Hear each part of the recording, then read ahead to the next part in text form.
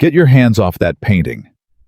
The words cut across the ballroom before Grace Miller even realized she'd spoken them out loud.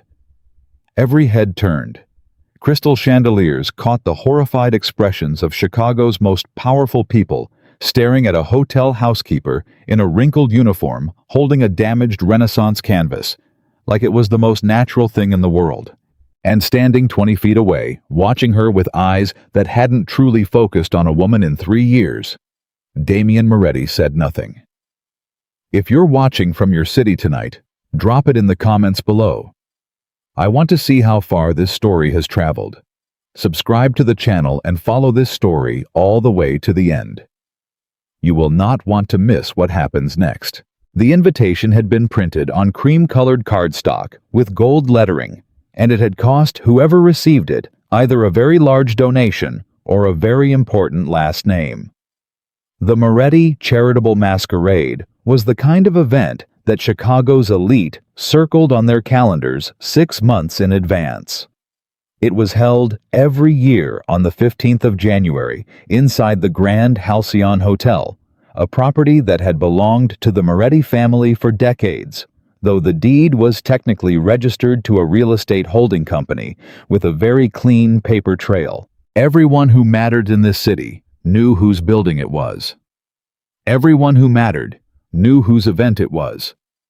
And everyone who mattered knew that Damien Moretti would arrive, stand in the center of that ballroom for exactly 90 minutes, accept the meaningless award they gave him every year for his family's generous contributions to local arts and education, and then leave without speaking more than 40 words to any single person.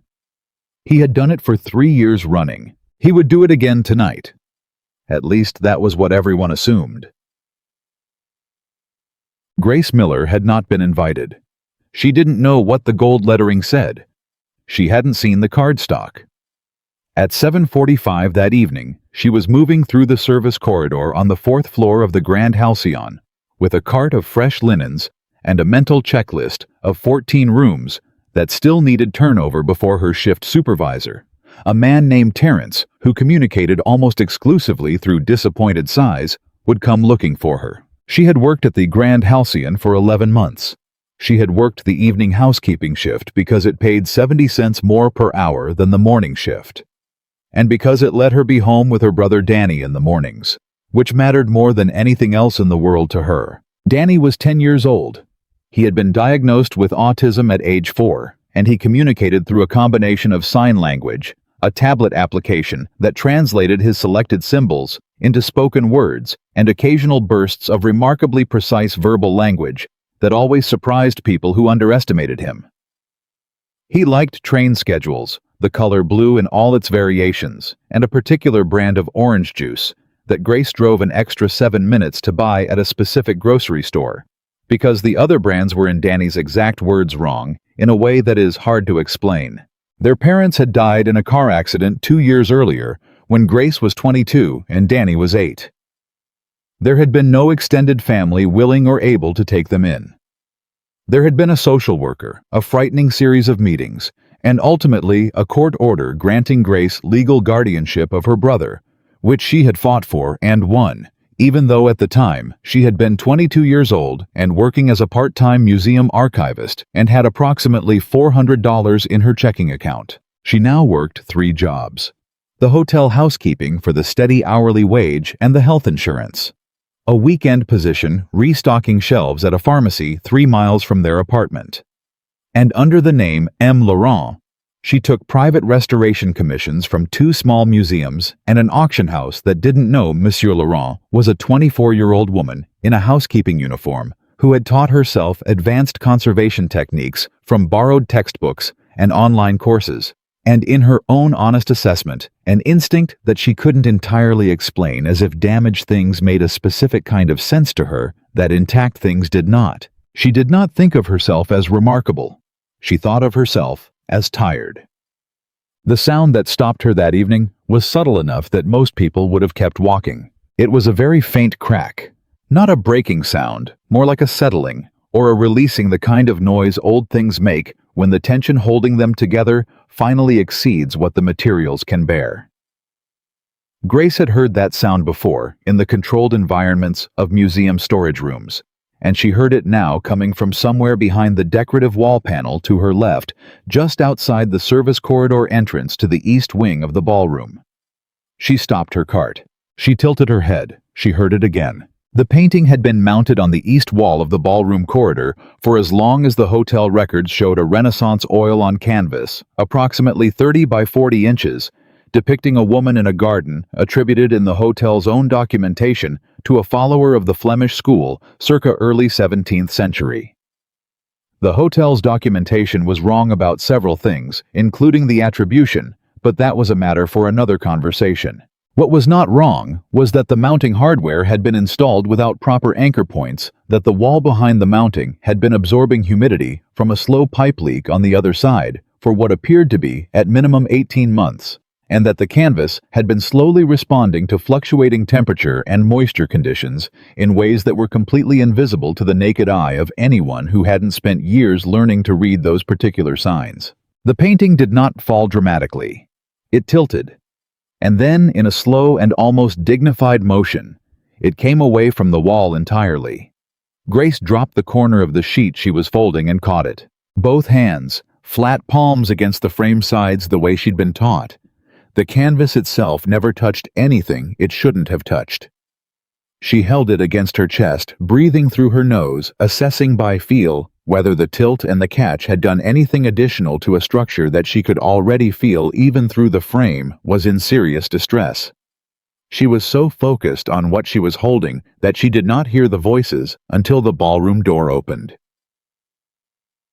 She was never entirely clear on the precise sequence of events that followed, because they happened very quickly, and several of them happened simultaneously. What she understood in the seconds after the door opened was that she was standing in a hotel corridor in a housekeeping uniform, holding a painting that did not belong to her, and that the people now staring at her from the doorway included approximately 40 guests in formal evening wear, several hotel security personnel who had apparently been summoned by someone with a radio, and a man in a charcoal suit who stood slightly apart from the rest of them, in a way that was either unconscious or extremely deliberate. The first voice she heard belonged to a woman in a silver dress who pointed at Grace and said loudly and clearly, "She was taking it." The second voice belonged to a hotel security supervisor named Marcus, who Grace knew by sight, and who looked genuinely pained when he said, "Ma'am, I'm going to need you to set that down." "I can't set it down," Grace said. "Ma'am, the corner support on the bottom left is cracked.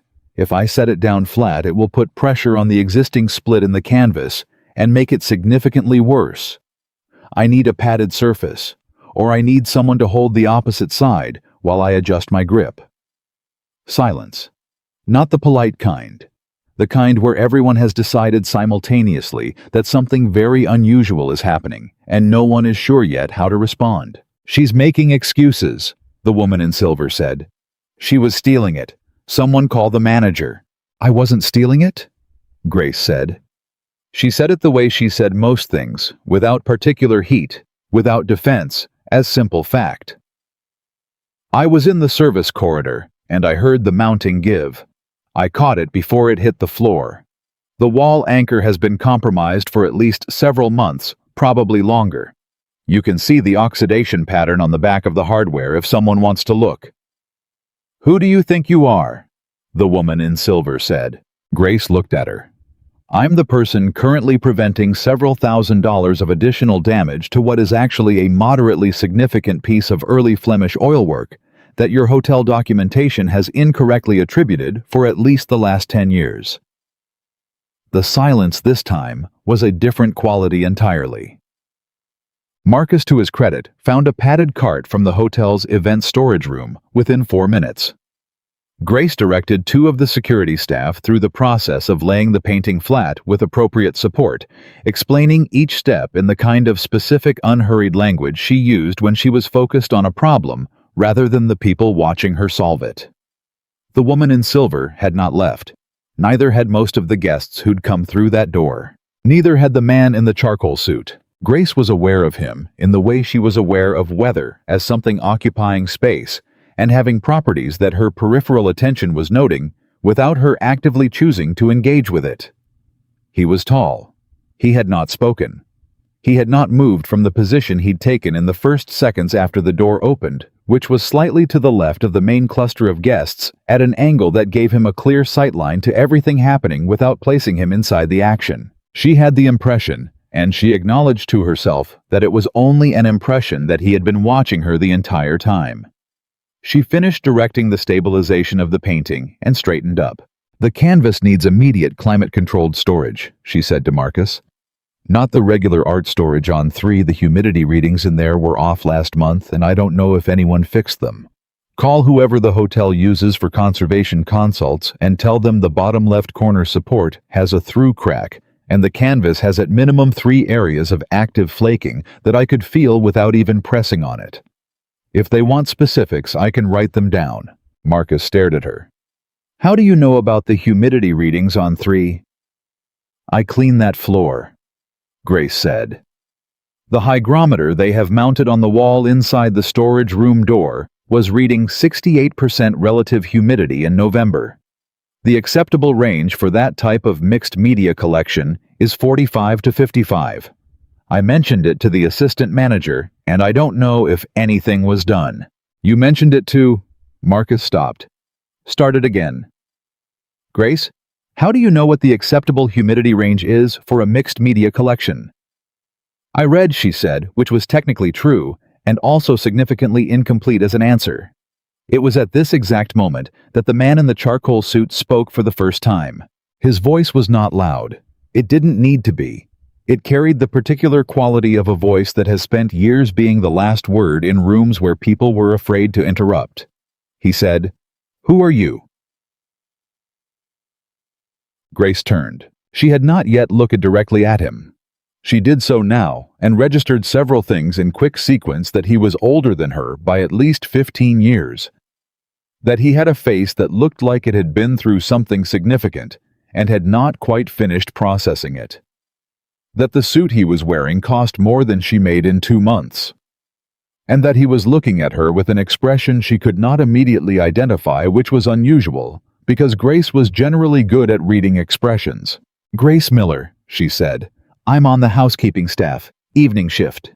He looked at the painting on the padded cart, then back at her. "You caught it." "Yes." "And you knew what was wrong with it." "Some of what was wrong with it," she said. "I'd need better light and my own tools to do a proper assessment." Something moved in his face. "Your own tools?" "Yes." "Housekeepers generally don't carry conservation tools."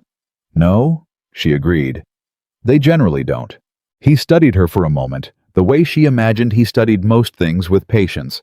That was not passive, with attention that was not comfortable to be under. Then he said quietly, and to no one in particular, "Bring her to me." The words went through the corridor like a current. She watched 2 men she hadn't noticed before, men who had the particular stillness of people trained to stay invisible until they weren't straightened slightly, and looked to him for clarification. "Bring her to me," he said again. "To the study, when the assessment is done." He turned and walked back into the ballroom. The door closed. Grace looked at Marcus. Marcus looked at Grace. "That," he said carefully, "was Damien Moretti." Boisson. She had heard the name. In the way that everyone in Chicago had heard the name, the way you heard the name of a weather system, as something large and distant that nevertheless had the potential to affect your immediate life if it moved in the wrong direction. She had not given it much thought before tonight. Standing in the corridor, with the weight of the last 20 minutes settling around her, she gave it more thought now. "What does he want?" she asked. "I genuinely don't know," Marcus said, which she suspected was honest. "In the 6 years I've worked this event, he has never asked to speak with anyone. Not personally, not like that." He paused. "Actually, in the 6 years I've worked this event, he has never looked at anyone the way he just looked at you so." How did he look at me? Marcus considered this with the care of a man choosing his words around something he didn't entirely understand. Like he recognized something, he finally said, The Moretti study on the hotel's 6th floor had been set up for this evening as a private meeting room, a concession to the reality that even a charitable gala required a certain amount of business to be conducted in private, and that certain conversations could not happen in ballrooms with 400 guests and open bars. Grace arrived with her housekeeping badge still clipped to her uniform because no one had suggested she change, and she hadn't thought to ask, and because it felt important to her to walk into whatever this was as exactly what she was, and not as some adjusted, softened version of herself designed to seem less threatening or more appropriate. The study was not empty. There were 2 men she didn't know positioned on either side of the door in the way that security personnel position themselves when they are doing something other than merely standing.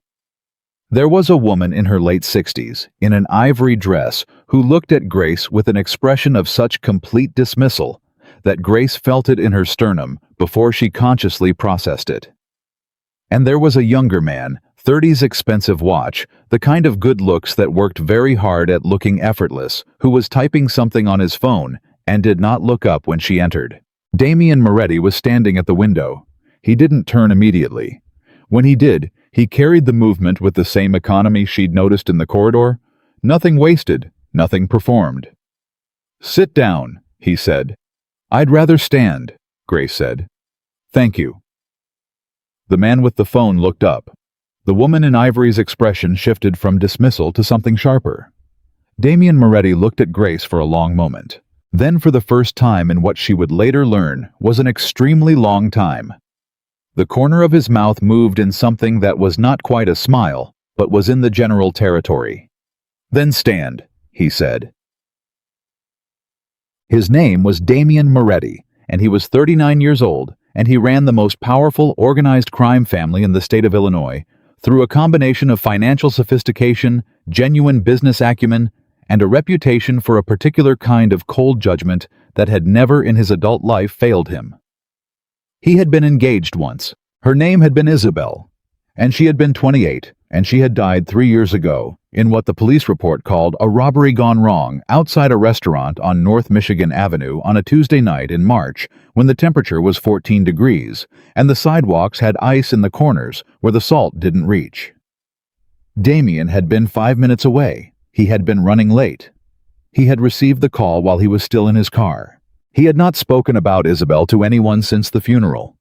He had not looked at a woman with genuine attention since the funeral. He had attended 7 social events in the intervening 3 years, including 3 iterations of this exact gala, and had at each of them been introduced by his mother or by various business associates to various women who were beautiful and accomplished and carefully selected for qualities that Damien's mother considered appropriate, and he had spoken to each of them with perfect courtesy and felt absolutely nothing, and gone home alone each time, and slept 6 hours and risen at 5, and gone back to the work that was the only thing that still felt like something he could manage. This is what everyone at the gala knew tonight in varying degrees of detail, and this is why when he had said those 4 words in the corridor, the entire assembled group of guests had reacted the way they had. He had looked at a woman. He had asked for her specifically. In 3 years, this had not happened. In the study, now Grace Miller stood in her housekeeping uniform and met his eyes without flinching and did not look around the room the way most people looked around rooms in his presence, cataloging the expense, calculating the power, adjusting their posture and their language accordingly. She looked at him, just at him, as if he were simply a man who had asked her a question and she was deciding whether to answer it. "You said you'd need your own tools," Damien said, "for a proper assessment." "Yes." "What kind of tools?" "A raking light source. A UV lamp, a quality one, not the kind you can buy at a hardware store. A stereo microscope if there's access to one, though I can work without it. Solvent swabs. Beva film Japanese tissue. The specific supplies depend on what the assessment reveals." "Where did you learn that?" "Books," she said. "Courses. Practice. Practice." He said the word the way you say a word when it's doing more work than it looks like. "On what?" "Things that needed fixing," she said simply. "And you work here, at this hotel?" "Evenings. I also work at a pharmacy on weekends." And I take private commissions." The younger man with the phone, she still didn't know his name, had put the phone down and was watching her with an expression that was professional and not warm. "What kind of commissions?" Damien asked. "Conservation work, museums mostly, private collectors occasionally. I work under a different name for those." "Why?" She paused. It was the first time she had paused, and she noticed it, and she suspected he noticed it too.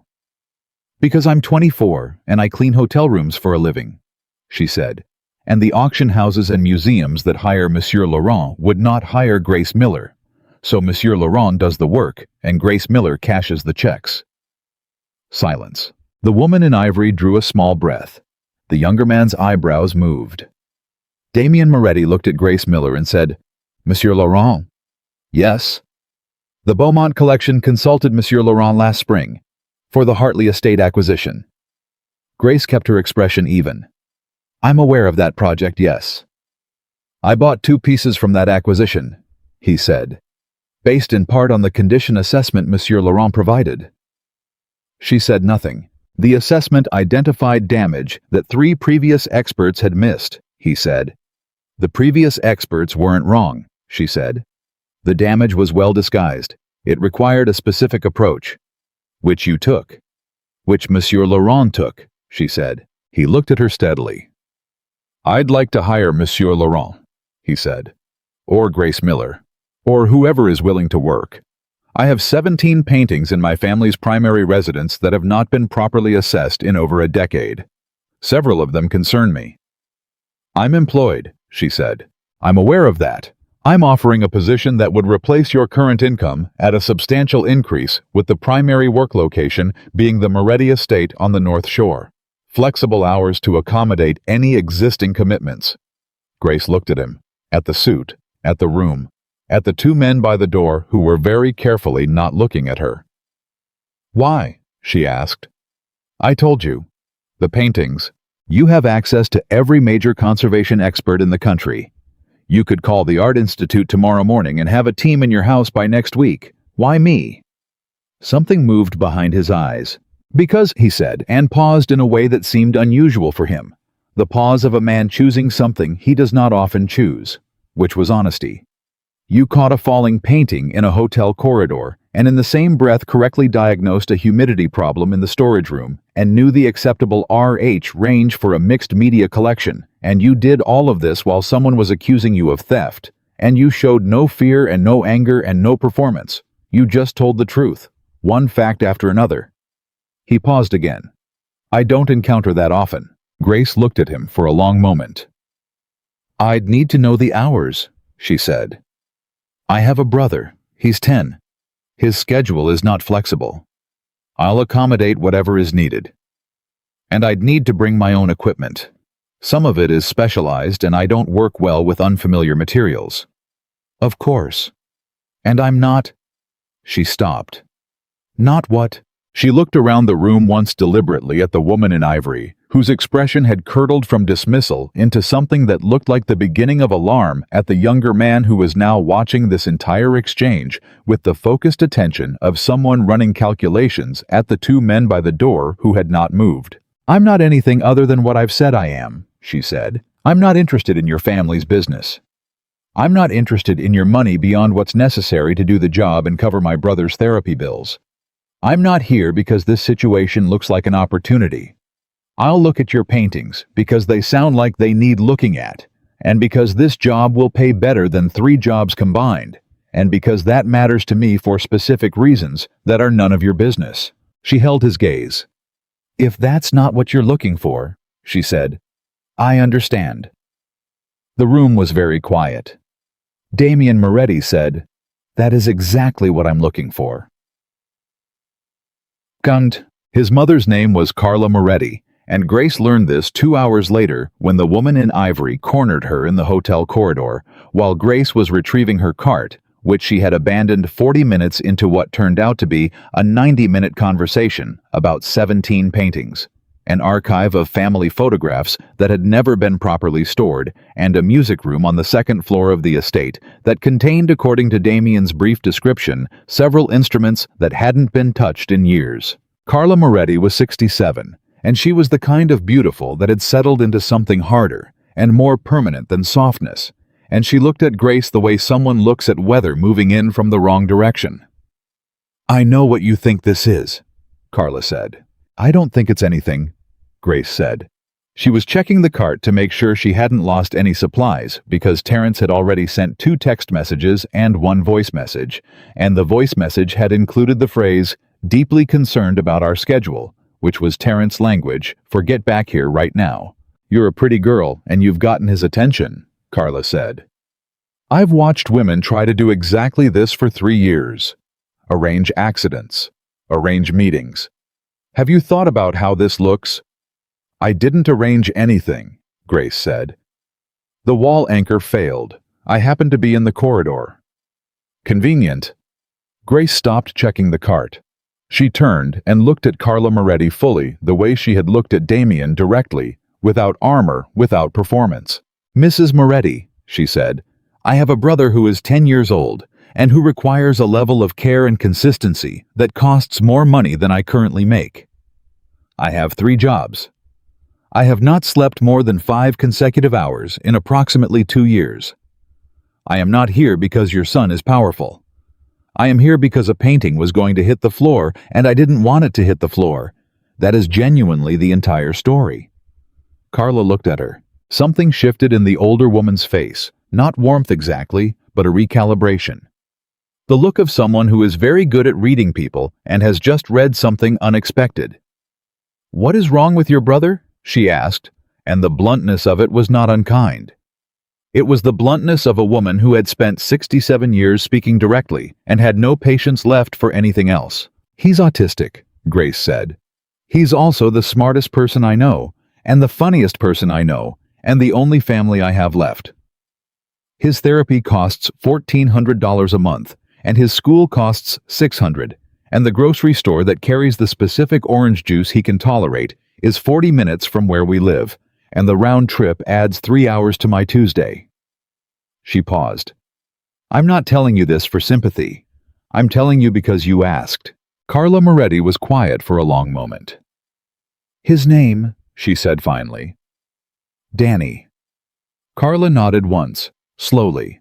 "Make sure," she said carefully, as if each word were being placed deliberately, "that you are what you appear to be." "I'm planning on it," Grace said, and went back to her cart. She told Danny about it that night when she got home at 11:15, and he was still awake, which was unusual. He was generally asleep by 9. But she could tell from the quality of his wakefulness that he had been waiting for her, which meant he had been monitoring the clock application on his tablet and calculating her expected arrival time at intervals, which was something he did when he was anxious. "You're 22 minutes late," he said. "Not accusatory, just factual." "I know. Something happened at work. I'm sorry I didn't text." He processed this. Something happened at work had a range of possible meanings in the taxonomy of events he had constructed around Grace's jobs, and she could see him sorting through the range. "Good something or bad something?" he asked. She thought about it. "A painting almost fell," she said. "I caught it, and then a lot of things happened very fast." "Did the painting survive?" "It's in stable storage. It's going to need a lot of work." Danny nodded. This was satisfying information. The painting had survived. It was going to get the work it needed. The logic of it was clean. "And the other things that happened very fast?" he asked. Grace sat down on the couch next to him and looked at the ceiling. "I might have a new job," she said. Danny was quiet, which was his version of "please tell me more." "A man wants to hire me to look at his paintings. Private estate on the North Shore. It would pay more than the hotel and the pharmacy combined." "Would you quit the hotel and the pharmacy?" "Yes." "Would you still have Tuesday afternoons for my therapy appointment?" I told him the schedule wasn't negotiable. He agreed. Danny processed this for a moment. What kind of man has 17 paintings that need assessment? A very wealthy one. Is he good? Grace thought about the way Damien Moretti had looked at her in the corridor. Not as a housekeeper, not as an intrusion, as something that had surprised him in a way he hadn't expected and was trying to understand. "I don't know yet," she said honestly. But he told the truth about why he was asking. That counts for something. Danny considered this with the seriousness he brought to things that mattered. "Okay," he said finally. "Okay. You should take the job," he said. "The paintings need it, and so does the other thing." "What other thing?" He reached over and very briefly, very carefully, the way he touched things, he valued, patted her hand. "You," he said. "You need the job too." She thought about that on the bus home from the hotel that night, and again while she lay in bed at midnight unable to sleep, which was not unusual, and again the next morning when she called the number Marcus had given her and left a message saying she was available to discuss the terms of the position and could begin an initial assessment as early as the following week. She had not thought about Damien Moretti's eyes. She had not thought about the way he had said you just told the truth, one fact after another.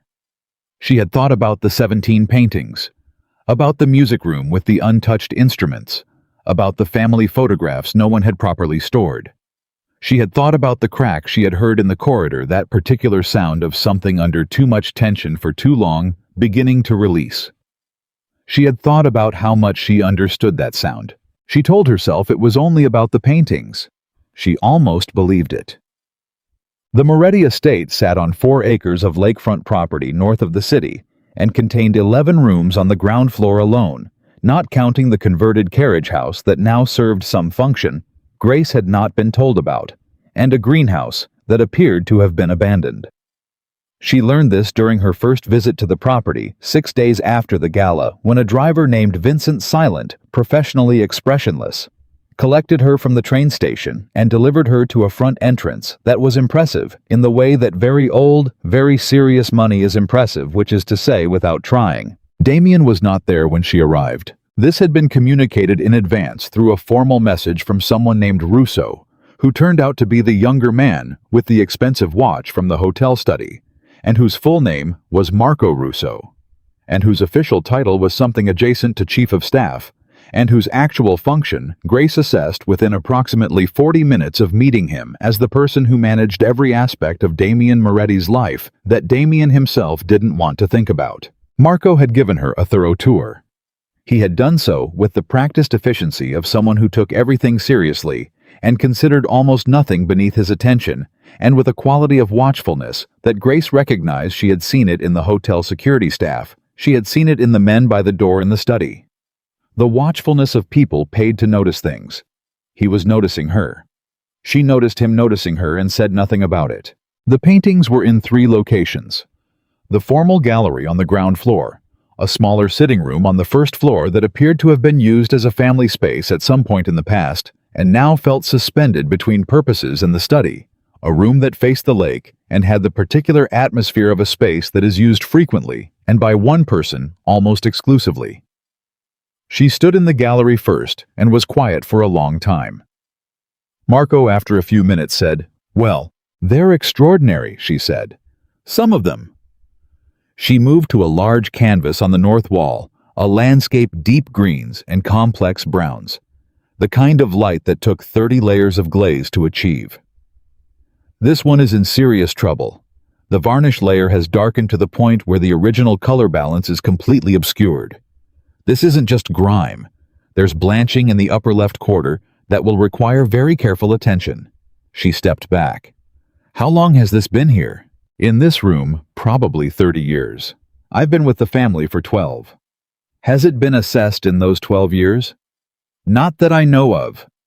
She turned. "Tell me about the music room." Something shifted in Marco's expression, almost imperceptible, but she caught it. "What about it?" he said. He mentioned it. Said there were instruments that hadn't been touched in years. Marco was quiet for a moment. That was slightly longer than the question warranted. "It's upstairs," he said. "I'll show you." The music room was the one room in the estate that did not feel suspended between purposes. It felt stopped. There was a grand piano, a Bosendorfer, She noted the kind of instrument that costs as much as a modest house and has a sound that people who care about these things describe as a conversation rather than a performance. There was a cello in a stand near the window. There were several framed pieces of sheet music on the walls, the kind of framing that people do with things they love, rather than things they merely want to display. There was also a single photograph on the side table near the piano. She did not look at it closely, but she registered it, a man and a woman, both young, both laughing, in a context that felt private. The kind of photograph that belongs in a drawer rather than a room. Or perhaps the kind of photograph that belongs exactly where it is in the room it belongs to for reasons that have nothing to do with what other people would choose. She stood in the doorway. She did not go in. "This room doesn't need my work," she said. Marco looked at her. "The humidity readings are fine," she said. "I can see the hygrometer on the shelf. The temperature is stable. The light exposure is minimal." She paused. "The room doesn't need conservation work. It needs something else." "What?" She thought about Danny and the sound of him moving through their apartment in the morning, and the way the apartment had changed after their parents died. How the same rooms felt different when certain people were no longer in them, the particular quality of absence that accumulates in spaces. "Someone to be in it," she said. Marco said nothing. She turned away from the door. "I'll start in the gallery," she said. "The large landscape first." She said. She was halfway through the initial assessment of the landscape 3 hours into her first day when she heard the front door. She didn't look up immediately. She was in the middle of a section that required attention, and she had learned long ago that stopping mid-process was how you missed things. She finished what she was doing and straightened up and turned around, and Damien Moretti was standing in the gallery doorway. He had clearly come directly from somewhere. His jacket was in his hand rather than on, and there was a quality to his expression that suggested he'd had a difficult several hours, but that quality was sliding back behind something more controlled, even as she watched it. He looked at her, at the painting, at the array of tools and lamps she had arranged on the work table. "You started," he said. "I said I could begin this week." She looked at him steadily. "Was that not what you wanted?" "It was exactly what I wanted." He came into the room. Not quickly, he moved the way he did everything with a deliberateness that wasn't quite slowness. He stood beside her and looked at the landscape canvas and the area she had been working on. "What did you find?" he said. "The varnish is significantly degraded, but the ground layer appears stable, which is good news. The blanching in the upper left corner is the main concern. It looks like there may have been a moisture event at some point, something localized, possibly a leak or a window left open in wet weather." She paused. "It's recoverable. It will take time." "How much time?" "This painting alone. If I work carefully, which I always do, 3 to 4 weeks for the initial cleaning and stabilization. The underlying work could take longer depending on what we find under the varnish." He nodded. He was looking at the canvas, not at her, and she had the impression that he was actually seeing it, not performing attention, but genuinely interested. "My grandfather acquired that piece in 1957, he said. "He bought it from an estate sale. He didn't know anything about art formally, but he knew he wanted it. He said the light in it reminded him of something he couldn't name." "It's a very unusual light," Grace said. "Whoever painted this was working with a technique that was already slightly old-fashioned for the period. There are glazing layers here that you'd more typically associate with work from 30 years earlier. Which means either the painter was trained in an older tradition, or they were deliberately reaching backward. Either way, it took tremendous skill." Damien looked at the painting. "He was right about the light," he said quietly. "Yes," she said. "He was." There was a moment that was not awkward. It was the opposite of awkward. It was the specific quality of two people who are more comfortable with work than with social performance, finding themselves briefly in alignment. Then Damien turned to look at her tools, and his eyes moved across them with the attention of someone cataloging and understanding what he was seeing. "The UV lamp," he said. "What does it show?" "Under UV, the varnish fluoresces. Later varnish layers show up differently than original materials. It lets me see where previous restoration work has been done, and this piece has had at least 2 previous interventions that aren't in any documentation I've seen. Previous restorations. Yes, someone worked on this before, probably in the 80s, based on the materials. The work wasn't terrible, but it wasn't careful either. Some of the in-painting they did to cover losses has shifted color over time. She paused. It's fixable, but it means there are more layers to work through than I originally estimated. Damien was quiet for a moment. Previous interventions that weren't careful, he said. That changed things that were actually fine. Yes, and the damage from those interventions is more complicated to address than the original damage would have been. Generally, yes. He looked at the canvas for a long moment. That's a familiar pattern, he said, and she had the feeling he was not entirely talking about the painting.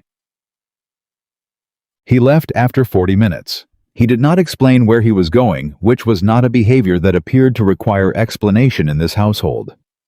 Marco appeared in the doorway shortly afterward and asked if Grace needed anything. Coffee, she said, and access to the family records room if there is one. I want to see any documentation that exists for the gallery pieces, acquisition records, previous assessment reports, anything. Marco looked at her. There is a records room, he said. I'll need authorization. From him? Yes. Then I'll ask him, she said. He's not. I'll leave a note, she said. Or Marco. She looked at him directly. What is it? Marco held her gaze for a moment. He was doing his calculation again. She could see it happening, the careful assessment of an unknown quantity. You're not what I expected, he said finally. What did you expect? I'm not sure, he said. Something more strategic. I'm very strategic, she said.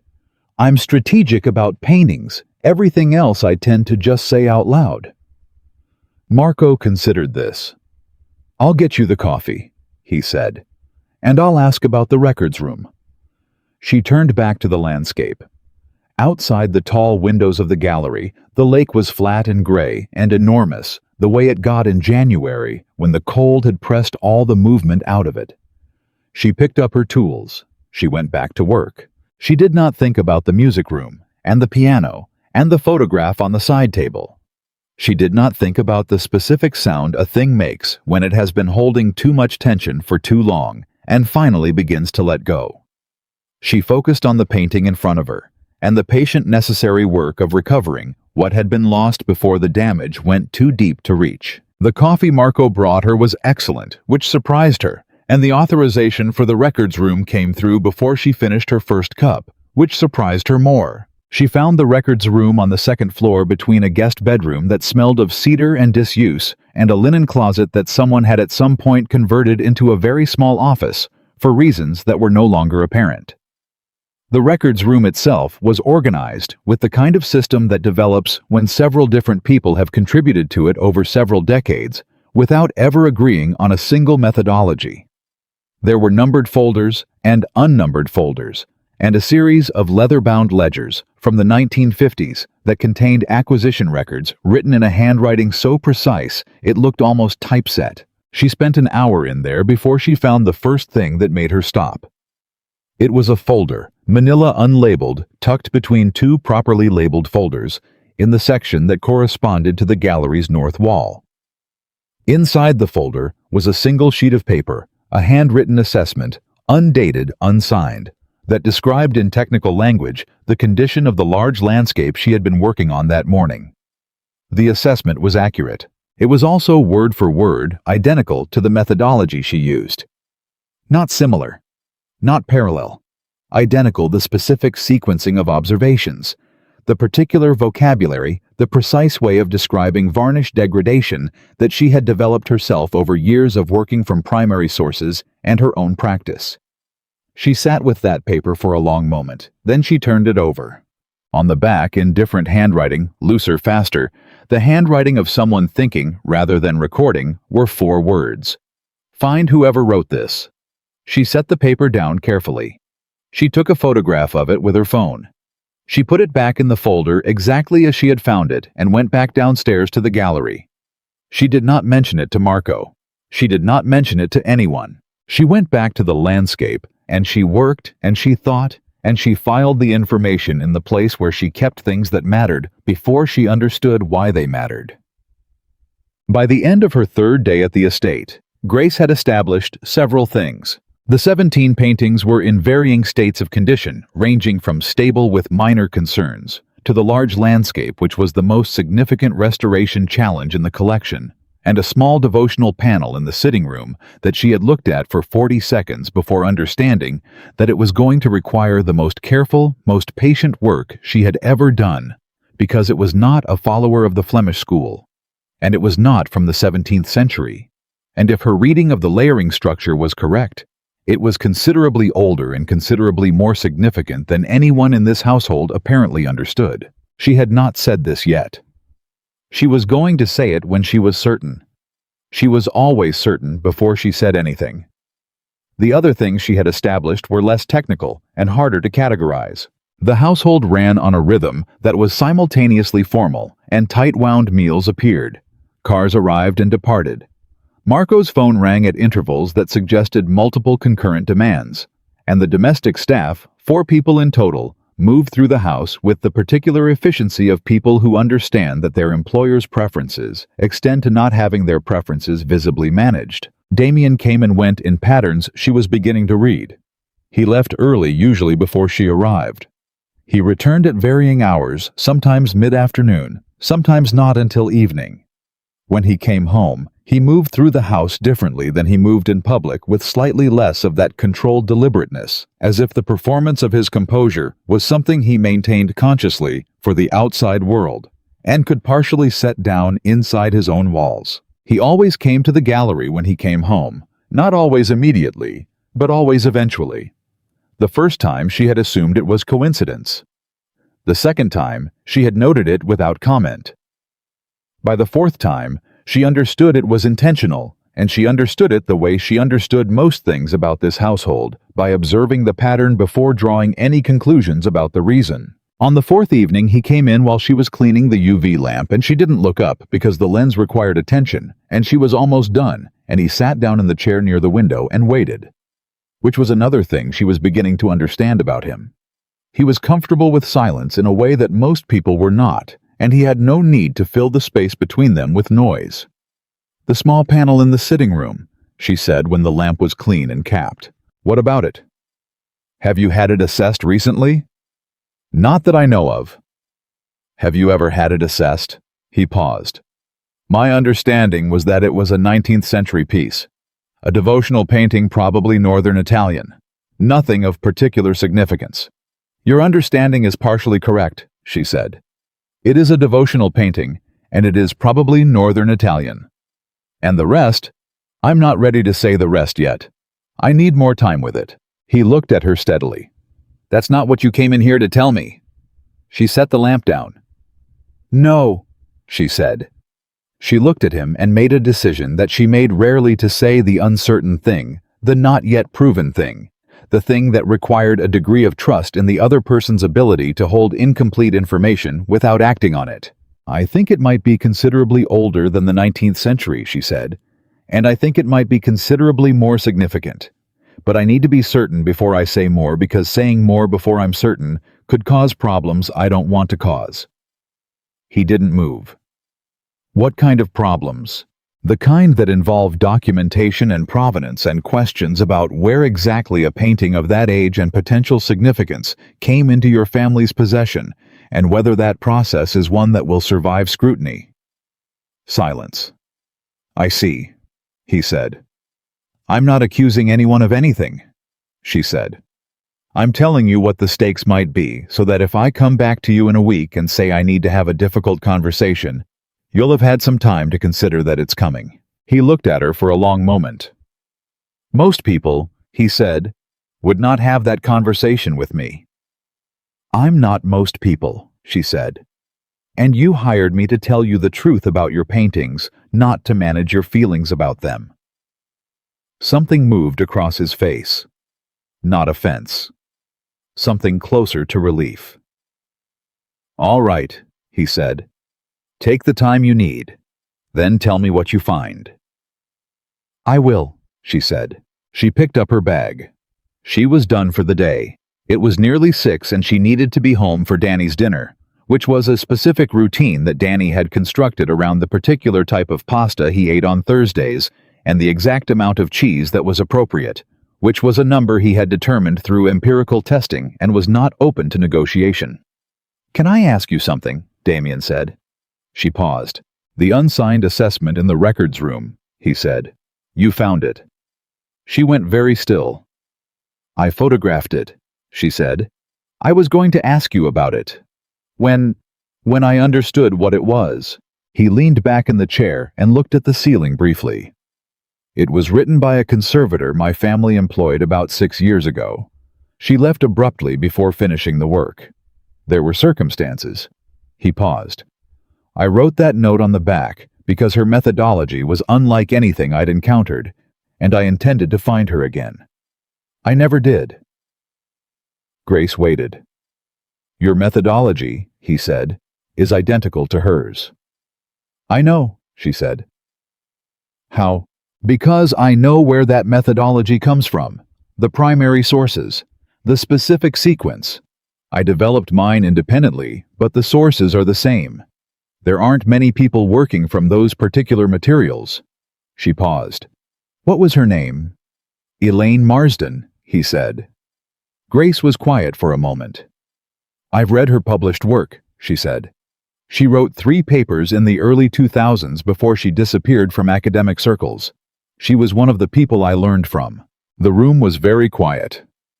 She taught you, he said, without knowing she taught you. Yes, Grace said.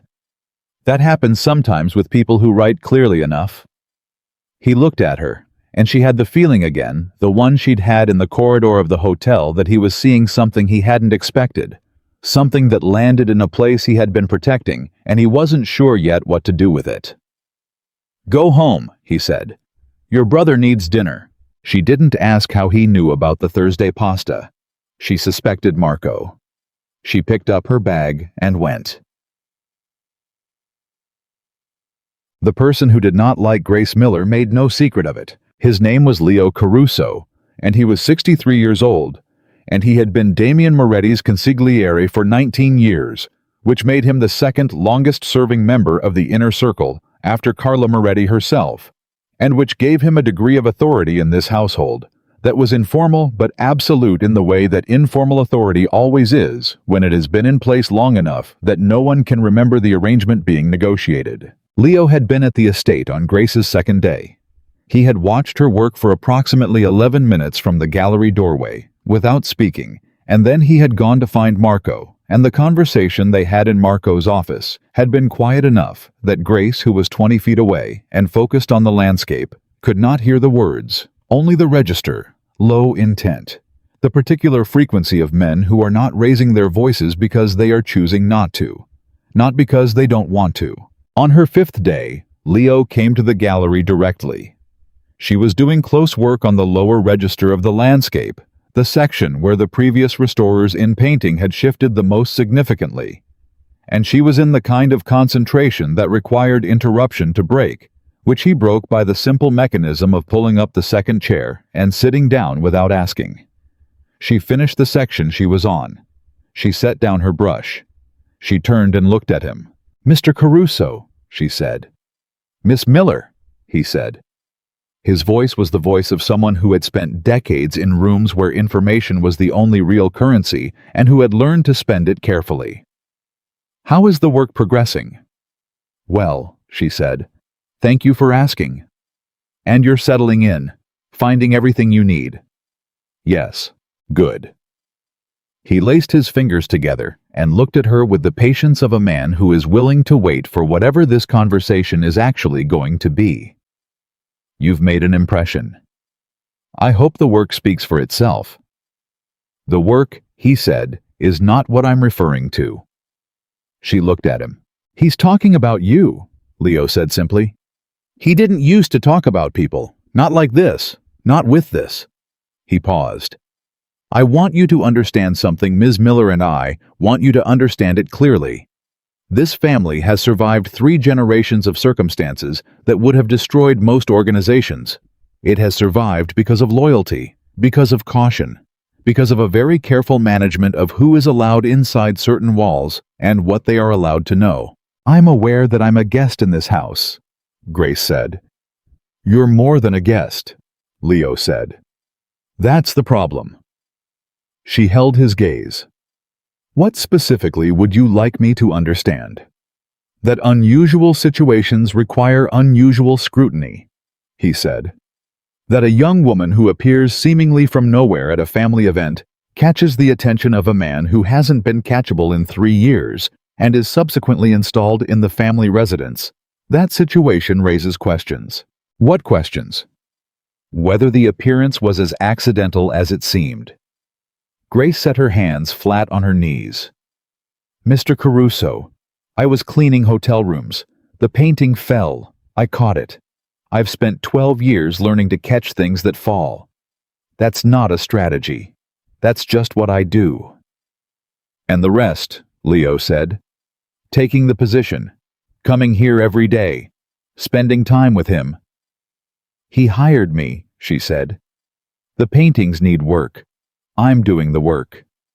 And the conversations. She paused, because the conversations were a real thing and she was not going to lie about them. In the evenings when Damien came to the gallery, they had begun talking. Not strategically, there was nothing she could identify as strategy on either side.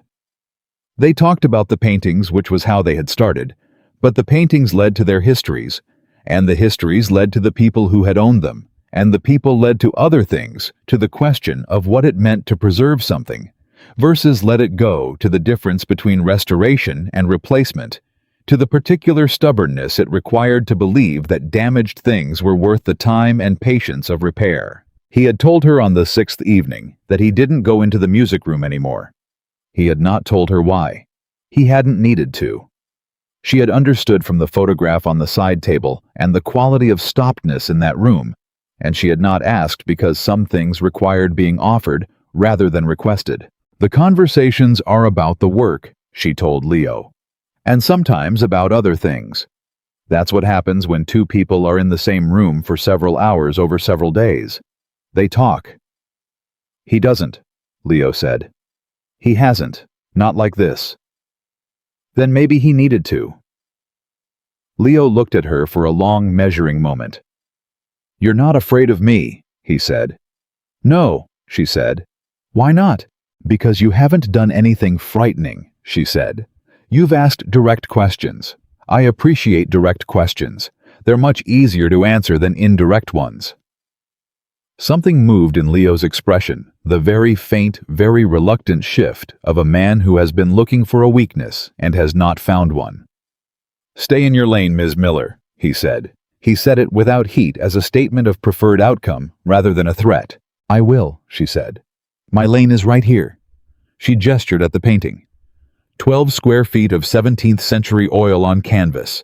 That's where I live. Leo stood, looked at the canvas, then at her. Good, he said. He left. She picked up her brush. Her hand was completely steady. The twist she had not seen coming arrived on a Tuesday.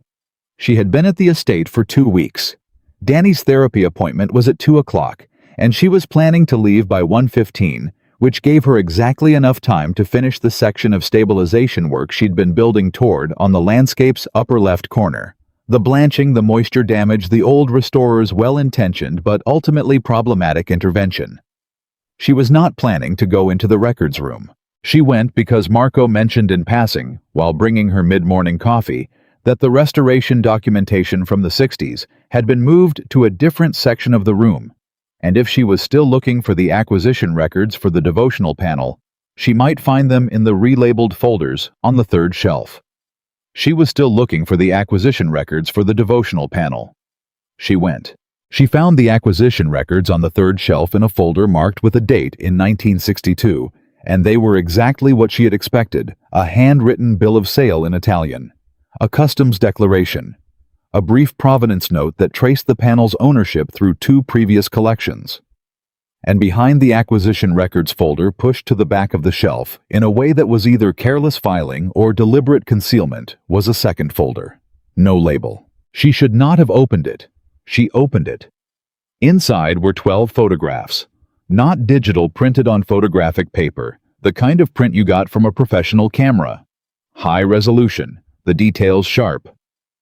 The photographs were of paintings. 6 different paintings, each photographed from multiple angles, with a numbered tag visible in the corner of each shot, the way museums tag items for inventory. She knew 4 of the 6 paintings, not personally, but by their images, by their reputation, by the research she'd done over years of working in conservation circles, where the provenance and location of significant works was the kind of information that passed between professionals as both currency and warning. 2 of those 4 paintings were listed in the Art Loss Register. The Art Loss Register existed to track stolen art. She stood in the records room for a long moment, holding the folder, and did not move. Her mind worked with the calm, systematic quality it brought to problems she didn't want to mishandle. She was looking at evidence. The evidence had multiple possible interpretations. The most alarming interpretation that the Moretti family was in knowing possession of stolen artworks was not the only interpretation. Families accumulated things across generations in ways that were not always clean. Previous generations made acquisitions that later generations inherited without full knowledge of the history. Provenance gaps were common. The art world was full of them. She was not going to assume the worst. She was also not going to pretend she hadn't seen this. She put the folder back exactly where she had found it. She photographed every page. She went back to the gallery and finished the section she'd been working on and left at 1:15 for Danny's therapy appointment and said nothing to anyone about what she had found. She was going to understand what she was looking at before she opened her mouth. That was always how she worked. Danny's therapist was a woman named Dr. Ewan, who had worked with Danny for 14 months and who Grace trusted with a specificity and a thoroughness that she trusted very few people. Dr. Ewan was honest about what she knew and honest about what she didn't, and she had once told Grace in the frank way she spoke to adults outside of session that Danny was one of the most internally consistent people she had encountered in 20 years of practice, by which she meant that the way he presented to the world and the way he understood himself were almost identical, which was rare in children and rarer in people generally. Grace sat in the waiting room outside Dr. Ewan's office and thought about the photographs and did not look at her phone. She was thinking about the unsigned assessment in the records room. The note on the back. Find whoever wrote this. And the named conservator who had left abruptly under circumstances Damien had not specified. She was thinking about the 2 paintings in the photographs that were listed in the Art Loss Register. She was thinking about the fact that she had been in this household for 2 weeks and had not yet seen the full estate. There were areas she hadn't been shown a basement. She hadn't been offered access to the converted carriage house, whose function she still didn't know. She was thinking about the devotional panel in the sitting room, and the very particular reason it mattered that she identify it correctly before doing anything else. She was thinking about Damien Moretti's face on the 6th evening when he had said, without planning to say it, that Isabel had loved the music room. He had not said her name again after that. He had looked at the window immediately after saying it, the way people look at neutral things, when they've accidentally let something true out and need a moment to adjust. Grace had looked at her tools and said nothing. She had understood that some things are not for responding to. Some things just need the courtesy of being heard without comment. Danny came out of the session in the particular mood he was in when something interesting had happened during therapy focused, contained carrying something he was still organizing internally. He got in the car and did not speak for 4 minutes, and Grace drove and waited. Dr. Ewan says I'm making progress with the transition, he said finally. What transition? From needing you to tell me things are okay to knowing on my own that things are okay. He considered. I told her I wasn't sure those were different. What did she say? She said they are different. She said the internal version lasts longer. He paused. I think she's right. I just wanted to say the thing I said anyway. You can always say the things you want to say. I know. Another pause. You're thinking about something. Yes. The new job. Part of it. Is it bad? Grace drove for a moment. I found something today, she said. Something I need to understand better before I know what to do with it. Does it involve the man with the paintings? Yes. Danny processed this. Is he bad? She thought about that, really thought about it, which was what Danny's questions required, because he could tell the difference between a considered answer and a comfortable one. I don't know yet, she said honestly. I know he's complicated. I know his world has things in it that I would not have chosen. But I don't know if he is bad. I don't have enough information. What do you know about him? She thought about the evening in the gallery, about the way he had talked about his grandfather's purchase of the landscape with a simple, unglamorous affection for the old man's instinct, about the way he had said I wasn't able to find her again, and the particular quality of that statement, which was not the statement of a man accustomed to failing at things he intended. I know that he tells the truth when he speaks to me, she said. Whether he tells the truth to everyone else, I don't know. Danny thought about this for a mile and a half. That's worth something, he said. Yes, she said. I think so too. So, she told Damien about the photographs the next morning. Not immediately. She spent the first 2 hours in the gallery doing real work finishing the stabilization sequence on the landscape that she had been building toward. And she thought while she worked about how to say what she needed to say, and what order to say it in, and what she needed from him in response. She had decided 2 things. First, she was going to tell him directly with the same plainness she had brought to the conversation about the devotional panel's potential significance. Second, she was going to ask him one question and judge the answer not by its content, but by the quality of it, by whether the answer sounded like someone who was managing her or someone who was telling her the truth. He came in at 11, earlier than usual, with coffee for both of them, which was new. Marco had been bringing her coffee since the first day, but Damien hadn't done it before, and she filed that information with the other things she was still organizing. I need to tell you something, she said. He handed her the coffee, sat down. All right. I found a folder in the records room yesterday, behind the acquisition records for the devotional panel. 12 photographs, 6 paintings. She looked at him steadily. I recognized 4 of them. 2 of those 4 are in the art loss register. The silence that followed was very specific. It was not the silence of a guilty man. It was not the silence of an innocent man either. It was the silence of a man who has just been handed information that he is reorganizing something inside himself to accommodate. Where did you say the folder was? He said. 3rd shelf, behind the acquisition records. It had no label. He set his coffee down. I've never seen that folder, he said. I know. He looked up at her sharply. How do you know? Because you said find whoever wrote this on the back of an unsigned assessment that your own archivist system didn't flag for attention. Because you told me the Beaumont collection used Monsieur Laurent's assessment, without knowing Monsieur Laurent was someone who worked in your hotel's housekeeping department. Because in 2 weeks, I have not once seen you be careless with information you considered important. That folder was not placed by someone who considers it important. It was placed by someone who wanted it to disappear. His jaw was very still. Who has access to that room? She asked. Marco. Leo. My mother. Myself. The household manager, Donna, but her access is limited to the domestic records section. He paused. And anyone who was given temporary access at any point in the last several years for a specific purpose. Like a conservator, Grace said. He looked at her. Like Elaine Marsden, she said. The silence was different this time. She left 6 years ago, he said. Yes. But she might have been here long enough to find things before she left. Things she didn't know what to do with. Grace paused. Or things she was trying to expose. Damien stood up and moved to the window and stood with his back to her for a moment.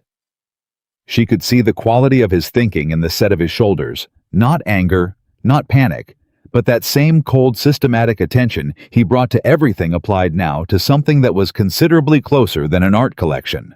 "You took photographs," he said. It was not a question. "Yes." "Of the folder and its contents?" "Yes." "And you told me instead of someone else?" "Yes." He turned. "Why?" he said. "You could have gone to the police. You could have gone to an arts authority. You could have used what you found as leverage for any number of things." Grace looked at him squarely. "Because I work for you," she said. "Because you have told me the truth every time you've spoken to me. Because I don't know yet what those photographs mean, and I am not in the habit of acting on incomplete information. And because—" She stopped. "Because what?" "Because the person who hid that folder wanted something to happen when it was found. And I don't know yet what they wanted. I'm not going to be the instrument of something I don't understand." He held her gaze for a long moment. "The 2 paintings in the art loss register," he said.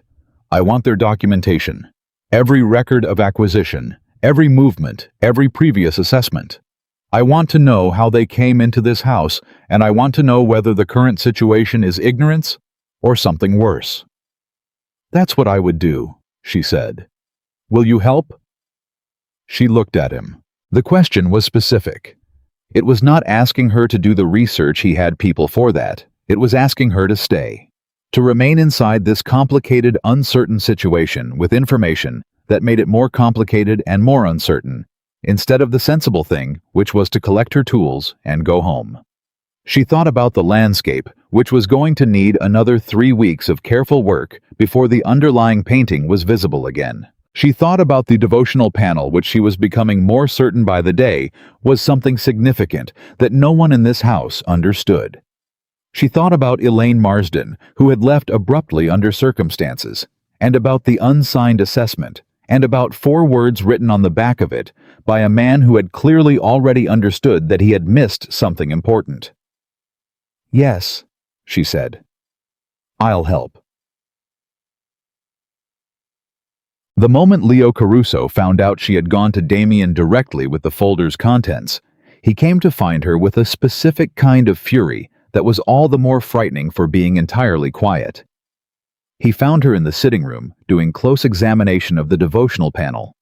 He stood in the doorway for a moment, and she felt his presence, before she saw it, the particular atmospheric shift of someone carrying a significant charge of controlled anger into a room. She turned. "You went to him directly," Leo said. "Yes." "Without consulting me?" "I don't report to you, Mr. Caruso. In matters concerning this family's security, everyone reports to me. I found something that concerned the paintings in my care, and I told the person who hired me. That's exactly what I should have done." "You don't understand what you're dealing with," Leo said, and for the first time there was something under the professional control that she could hear something that was either genuine concern or something adjacent to fear. "Those photographs, do you have any idea what the wrong person doing the wrong thing with that information could cause?" "Yes," she said. "That's why I went to him instead of the wrong person. He's not equipped." Leo stopped, started again more carefully. "There are things in this family's history that require handling. Specific handling. By people who know what they're dealing with. Like you." "Yes, like me." Grace looked at him steadily. "Mr. Caruso, I am not in this family's business. I am not interested in this family's business. But I am not going to withhold information from the man who employs me because his consigliere thinks I'm a security risk. If you want to know why I went to him directly, I'll tell you simply because he is the person most likely to tell me the truth about what I found. And the truth is what I need to do my job correctly." Leo stared at her. "You genuinely are not afraid," he said. "I told you before," she said. "No. Most people," he said slowly, "who are not afraid of this family are either very stupid or very dangerous. I'm neither," she said. "I'm just not interested in being managed." Leo looked at her for a long moment. Those photographs were not placed there by Elaine Marsden. he said. She went very still. How do you know? Because I know when Elaine Marsden left this house, and I know what she took with her, and I know what she didn't. Those photographs are not from 6 years ago. The paper type. The printing quality. He paused. Those photographs are recent. Grace felt the information land and reconfigure everything she'd been building. How recent? She said. Within the last year, Leo said. The sitting room was very quiet.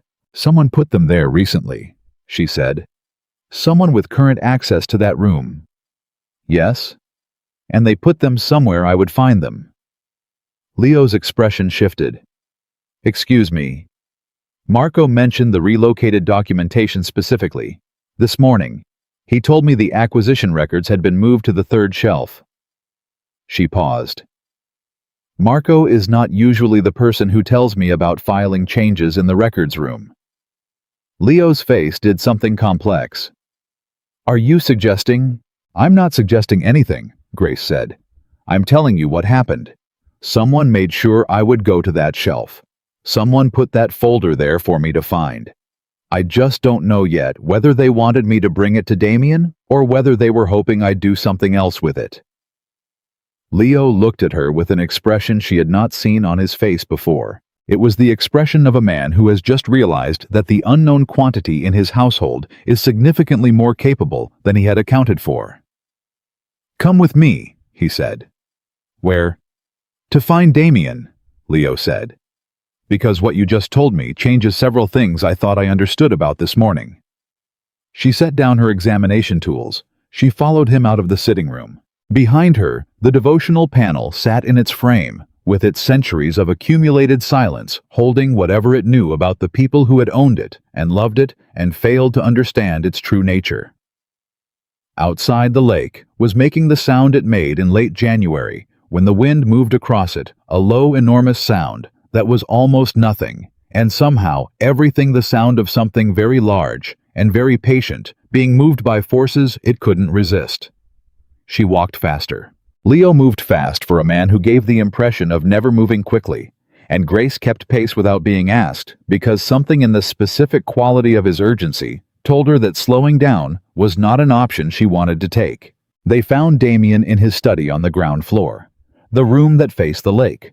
The room she had come to understand was the place he went when things required thinking rather than managing. He was on the phone. He looked up when they came in and read something in Leo's face that made him end the call in 4 words without explanation or apology.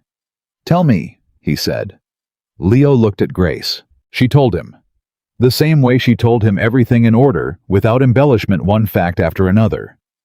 Marco's mention of the relocated documentation. The precision of the directions. The specific way the information had been delivered that was unlike Marco's usual economy of communication. The folder placed exactly where someone with that specific information would look. Damien listened without interrupting. When she finished, he was quiet for exactly 4 seconds. Where is Marco now? He said to Leo. His office. Get him. Leo left.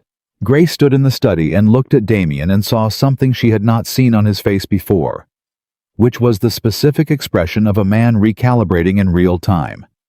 Not panicking, not reacting, but quietly and rapidly reassessing the architecture of a situation he thought he understood and discovering that the load-bearing walls were in different places than he'd believed. You think he set you up, Damien said.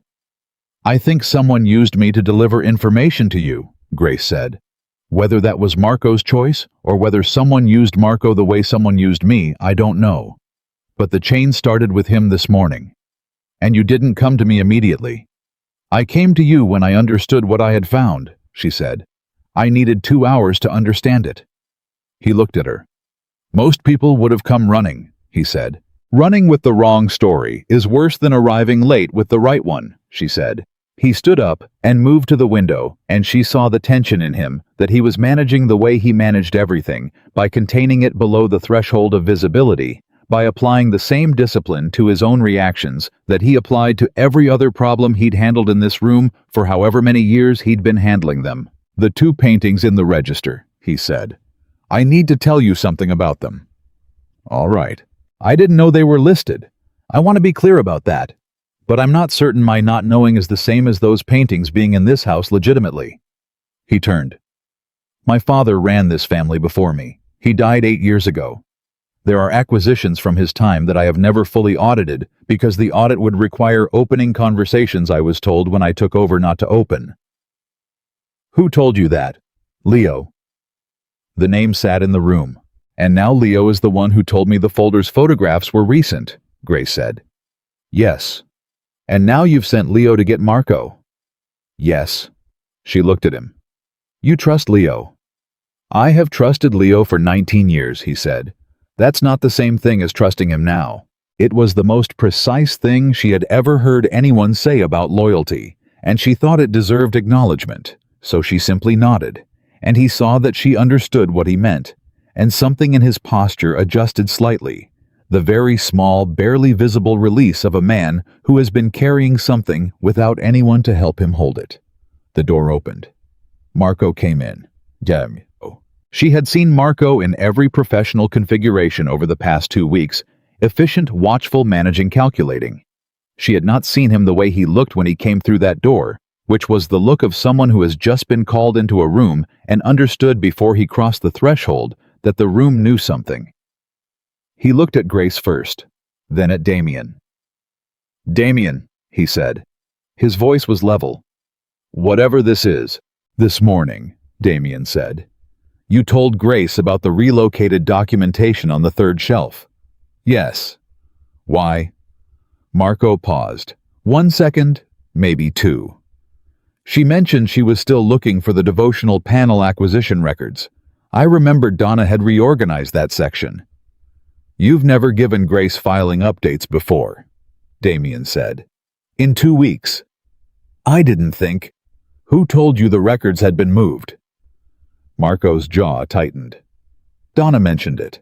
Donna's access is limited to the domestic records section. The third shelf is in the historical acquisitions section. Damien looked at him steadily. Donna couldn't have known about a change to those shelves. Silence. Marco's composure held, but it held the way a surface holds when something is pressing on it from below, visibly with effort. Someone told you to send her to that shelf, Damien said. I want to know who. Damien, I need you to hear me. Who? Marco looked at Grace and then back at Damien. When he spoke, his voice had dropped to something quieter and more careful than she had ever heard from him. If I tell you I need your word that you'll hear the whole thing before you do anything. You don't get to negotiate right now, Marco. I'm not negotiating. I'm asking you to listen. Marco's voice had a quality she hadn't heard in it before. Not quite desperation, but something adjacent. The quality of a man who has been holding something for a long time and understands that the holding is over. Because what I'm about to tell you is going to change more than you think, and if you react before I finish, you're going to make a mistake. Damien looked at him for a long moment. Talk, he said. Marco had been approached 7 weeks earlier. Not by an enemy, not by a federal agent, not by a rival family, not by any of the categories of threat that the Moretti organization spent significant resources preparing for. He had been approached by a woman named Claire Ostroff, who was a senior investigative analyst at the FBI's Organized Crime Division, and who had, on a Wednesday afternoon in a coffee shop 4 miles from the estate, sat across from Marco, and told him that the Bureau had been building a case for 3 years and that the case was not against Damien Moretti. The case was against a man named Richard Voss. Richard Voss was 61 years old. He had been the Moretti family's chief financial advisor for 22 years. He managed the legal side of the family's financial operations, the real estate holdings, the charitable foundations, the investment portfolio, that had been Damien's primary focus since taking over leadership 8 years ago. He was meticulous, brilliant, present at every significant meeting, trusted by every significant person in the organization, including Leo, including Carla, including Damien. He had been according to what Claire Ostroff had laid on the table in front of Marco over 2 cups of cold coffee, systematically embezzling from the Moretti family's legitimate holdings for 11 years, and had been simultaneously selling information about the family's financial structure to a competing organization out of New York, and had been doing both of these things while presenting an immaculate front of loyalty and expertise and personal warmth that had deceived every person who worked with him. All of this Marco had known for 7 weeks. He had not told Damien. Why? Damien's voice was very quiet. Because Ostroff told me that if I went to you before they were ready, Voss would disappear. He has a protocol. She'd been tracking it at the first sign the operation was compromised, specific steps happen, money moves, and Voss is gone inside 72 hours to somewhere they can't reach him. Marco looked at him directly.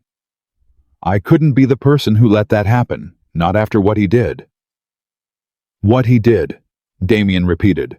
Marco looked at him steadily, and for the first time in the conversation, Grace saw something in Marco's eyes that was not professional composure or managed tension. It was grief.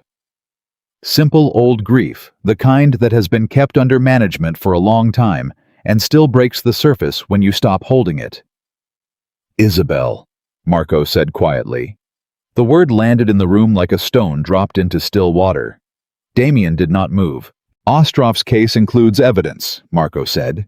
Financial records, communications, a record of payments made to a man named Garrett Cole, who was a street-level operative with a prior relationship with the organization, who was hired to make a robbery look like a robbery on North Michigan Avenue on a Tuesday night in March 3 years ago. Grace understood in real time what she was hearing, and she felt it go through her the way information goes through you when it is too large for the mind to fully process.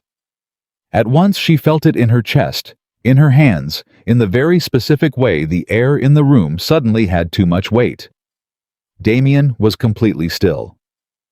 Voss arranged it, Damien said. It was not a question. Yes, Marco said. Ostroff believes the motive was your engagement. When you and Isabel announced your intention to marry you, also announced privately within the inner circle, your intention to restructure the financial management of the family's legitimate holdings upon marriage. Isabel's family had a financial advisory firm. You were going to bring them in. Voss was going to lose the position. Marco paused. He'd been skimming for 9 years by that point. A proper financial firm would have found it inside 60 days. Silence. He killed her, Damien said. To protect the skim. Yes. Damien turned to the window. He stood with his back to the room, and Grace could see the quality of what was moving through him. She had watched enough of this man to read him now, and what she saw was not rage, not the explosive outward collapse of a man receiving catastrophic information.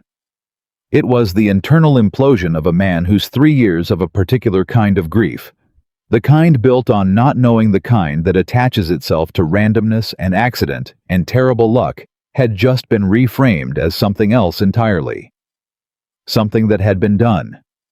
By someone he knew.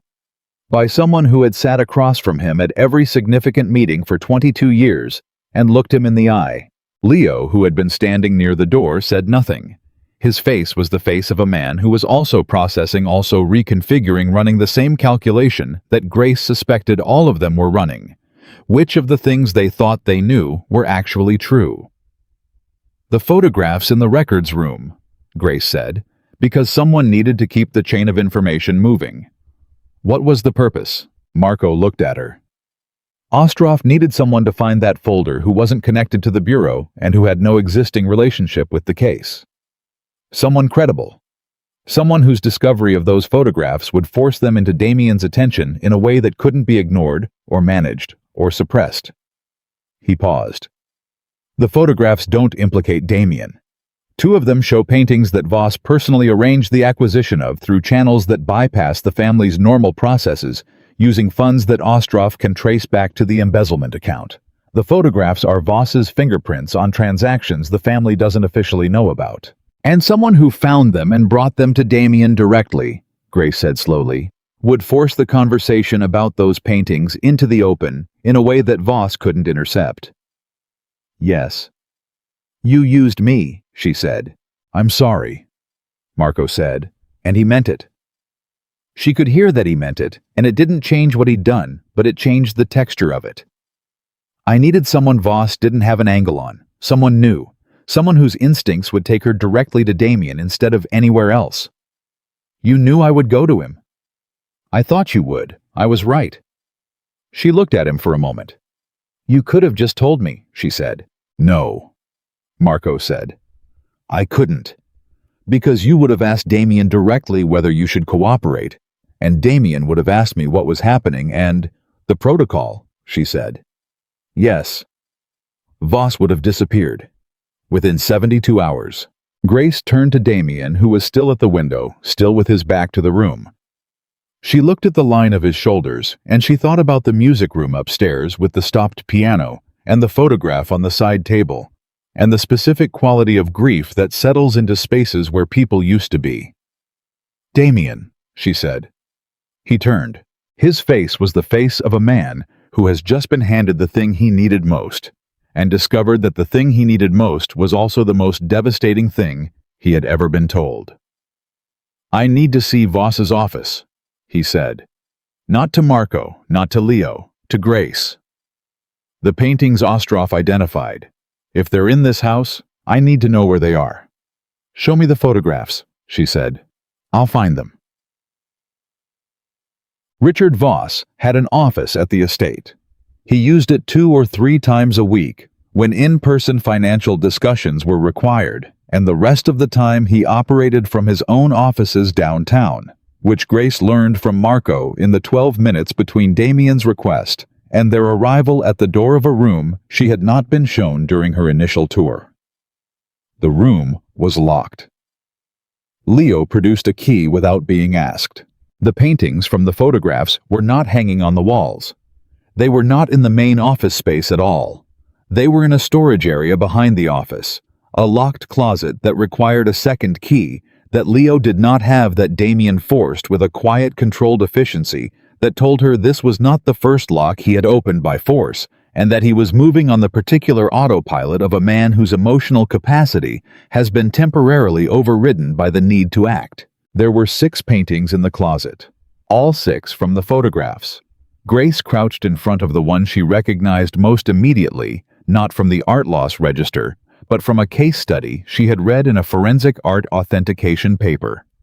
A small Flemish oil that had disappeared from a private Belgian collection in 2019, and whose loss the owners had documented in painstaking detail.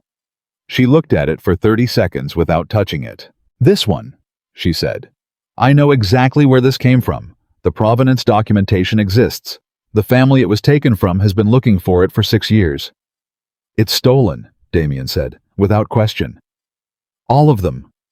She moved along the line. She looked at each one with the systematic attention she brought to initial assessments, reading the surface, reading the condition, reading the material evidence of what each piece had been through. I'd need time to be certain about each one individually, she said. But my initial read is yes, these are not acquisitions, these are holdings. Someone was keeping them here because the estate is a place they could control the access to. Leo said from behind them, using Damien's property. Without his knowledge, Marco said. That's what the evidence needs to show, Grace said. She stood up and turned. Damien, the photographs Marco described the ones Ostroff has showing payments to Garrett Cole. How solid is that evidence? I don't know yet, Damien said. Marco. Ostroff says it's solid enough for an indictment, Marco said. Financial records, 2 witnesses' communication logs. She's been building it for 3 years. Then the paintings are secondary, Grace said. They're evidence of the embezzlement and the unauthorized use of this property, but they're not the case. The case is Isabel. The name in her own mouth felt like something she should not have said, and she looked at Damien immediately, and he met her eyes, and she saw that he was all right, that whatever was happening inside him was enormous and real, and not yet processed, but that he was holding it with the same terrible discipline he brought to everything, and that he did not need her to take the word back. Yes, he said. The case is Isabel. Then we need to talk to Ostroff, Grace said. We, Damien said. She heard the word the way he'd said it. You, she corrected. And whatever people you need with you. "I want you there," he said. "Ostroff is going to want to discuss the paintings, the ones in the register, the ones in this room. She's going to want someone who can speak to them credibly. I can write a report. Grace." His voice was not loud. "I want you there." She looked at him. She understood with the particular clarity she brought to things that landed between the professional and the personal that this was two requests at once. One of them was about the paintings. "All right," she said. "I'll be there." They called Ostroff that afternoon, and the meeting was arranged for the following morning, and the evening between those 2 points was the longest Grace had spent in the Moretti estate since her first day. She worked in the gallery until the light was wrong for close work, and then she sat with her notes and her photographs and the information she had been accumulating for 2 weeks and tried to build a complete picture of what she was looking at. The question she kept returning to was not about the paintings, it was about timing. Ostroff had approached Marco 7 weeks ago. Grace had been hired 3 weeks ago at the gala, where she'd caught the painting in the corridor. The sequence suggested that her presence in this house had been arranged not by Marco acting independently, but by a plan that predated the gala, which meant someone had anticipated that Damien would react to her at the gala, or had arranged for her to be at the gala in the first place. She sat with that thought for a long time. Then she called Marcus at the hotel. He answered on the 3rd ring. "Marcus," she said, "the night of the gala, my shift assignment. I was in the East Wing corridor. Was that my usual assignment?" A pause. "No," he said. "Actually, you were supposed to be on the 6th floor. Someone switched the corridor assignment that afternoon. I assumed it was Terrence reorganizing, but you don't know for certain." "No." Another pause. "Grace, are you all right?" "I'm fine," she said. "Thank you, Marcus." She hung up and sat for another moment. Then she went to find Damien. Nind. He was in the music room. The door was open, which was different from every other time she had passed it. She stopped in the hallway. He was sitting at the Bosendorfer, not playing his hands on the keys, but no sound coming from the instrument the way someone holds something they're not yet ready to use. She stood in the doorway. He heard her. "Come in," he said. She went in for the first time. She moved to the chair near the window and sat down. The photograph on the side table was exactly where it had been the first time she'd looked into this room.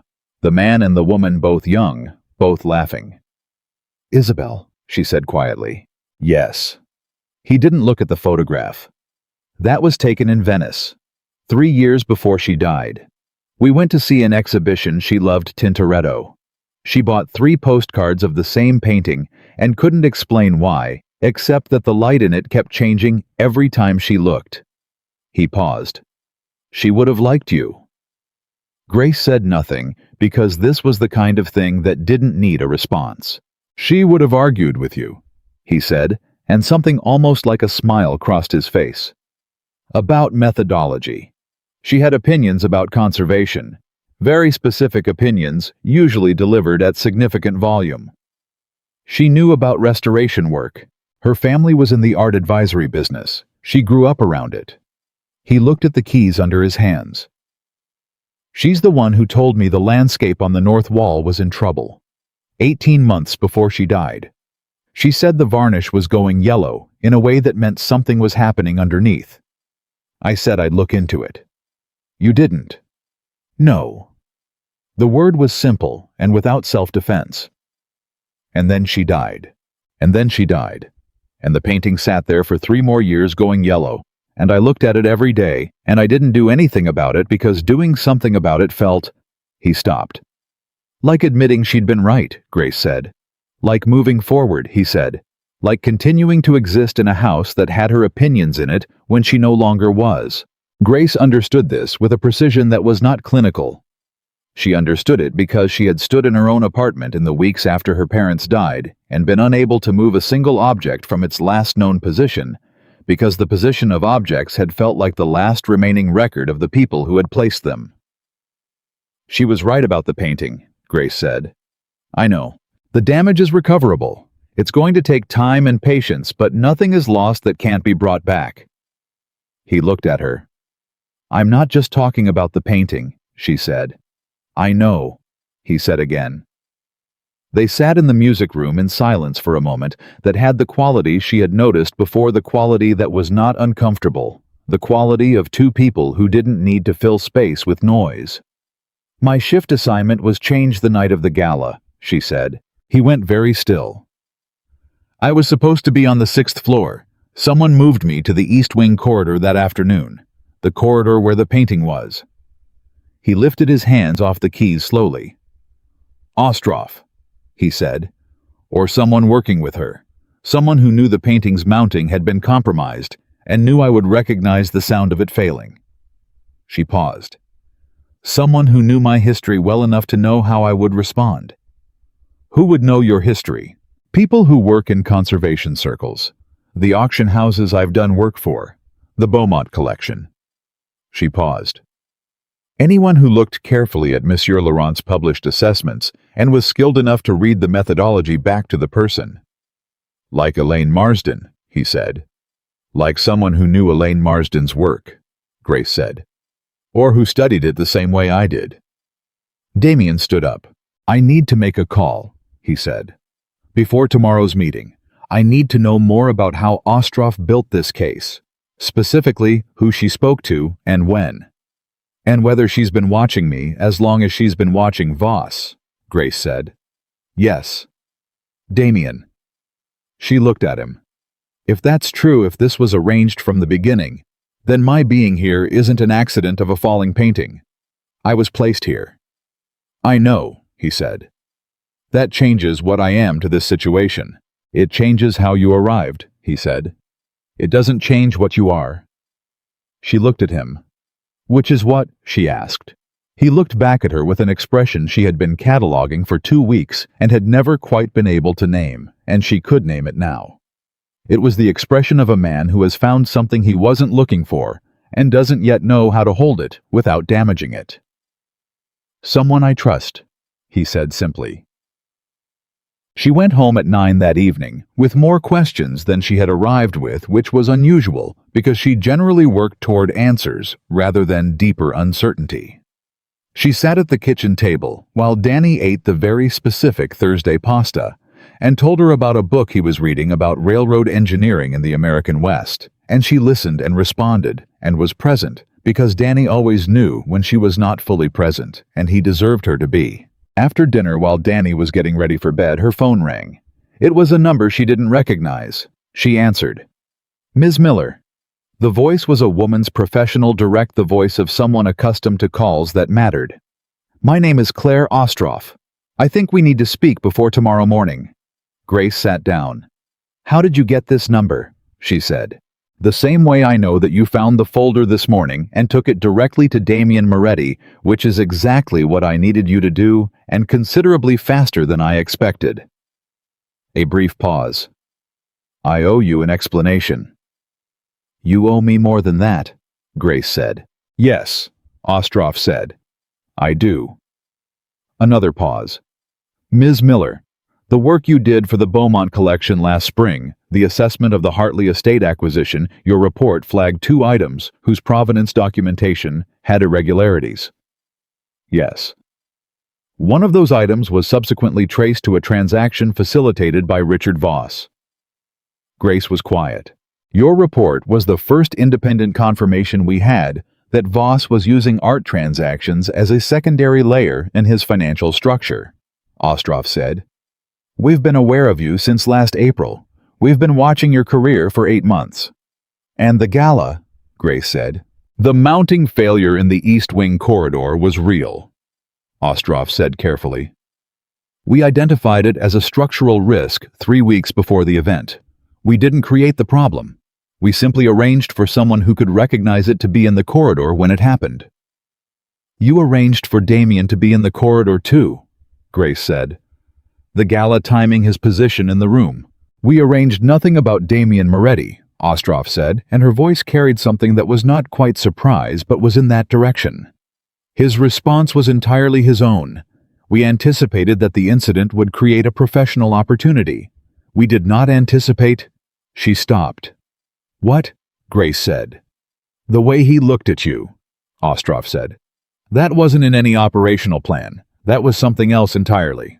Grace sat with the phone against her ear and felt the evening settle around her. Danny in the next room, the familiar sounds of their apartment, the world she had built with her hands, and her stubbornness, and her 3 jobs, and her secret name. The folder in the records room, she said. The photographs. Placed last week. Once we confirmed your position at the estate was secure and your access to the records room was established. Ostroff's voice was measured. I want you to understand that everything I asked you to do unknowingly, I'm now asking you to do knowingly, with full information, and with the choice entirely yours. What are you asking? Tomorrow morning's meeting, Ostroff said. I need the paintings in that closet documented by someone whose credibility in art authentication is unimpeachable. I need a chain of evidence that connects Voss's financial records to physical objects in that room that can be placed before a jury. Your documentation combined with what we already have completes the case. And Isabel... A pause. The evidence against Voss for what happened to Isabel Fontaine is solid, Ostroff said. It will stand. I want you to understand that. What happened to her will not go unanswered. Grace was quiet for a moment. I'll be there tomorrow, she said. Not because you arranged it, because Damien asked me to be there, and that's the person I work for. Understood, Ostroff said. Grace ended the call. She sat at the kitchen table, in her ordinary kitchen, in her ordinary apartment, and thought about all the ways a single evening in a hotel corridor had led to this moment, and about the specific impossibility of knowing at the moment you catch a falling thing where the catching is going to take you. Danny appeared in the kitchen doorway in his pajamas, his tablet in his hand. You got a call, he said. Yes? Important. Very. He looked at her with the directness that was entirely his own. Good important or complicated important? She thought about it. Both, she said. He nodded as if this were the answer he had expected. Okay, he said. I'm going to sleep. Good night, Danny.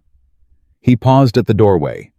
He did the thing he sometimes did when he wanted to say something and was still building the words, a small contained stillness that she had learned to wait through rather than fill. Grace, he said. Yeah, the paintings you're fixing, the one that was going yellow. The landscape, yes. You said nothing was lost that couldn't be brought back. I did say that. You meant the other thing too. She looked at her brother. Yes, she said. I did. He stood in the doorway for another moment, and then he said very quietly, and with the precision he brought to things that mattered to him, I think you're going to be okay. And she sat at the kitchen table alone, after he went to his room, and thought about tomorrow morning, and Richard Voss, and 3 years of grief, and a piano that hadn't been played since a Tuesday night in March, when the temperature was 14 degrees, and the sidewalks had ice in the corners where the salt didn't reach. She thought about the devotional panel she still hadn't told anyone the full truth about. She thought about the painting in the hotel corridor, and the sound it had made, the sound she had heard across the quiet, and the way she had moved toward it without thinking the way she always moved toward things that were about to fall. She picked up her phone. She called Damien. He answered immediately, which told her he hadn't been sleeping either.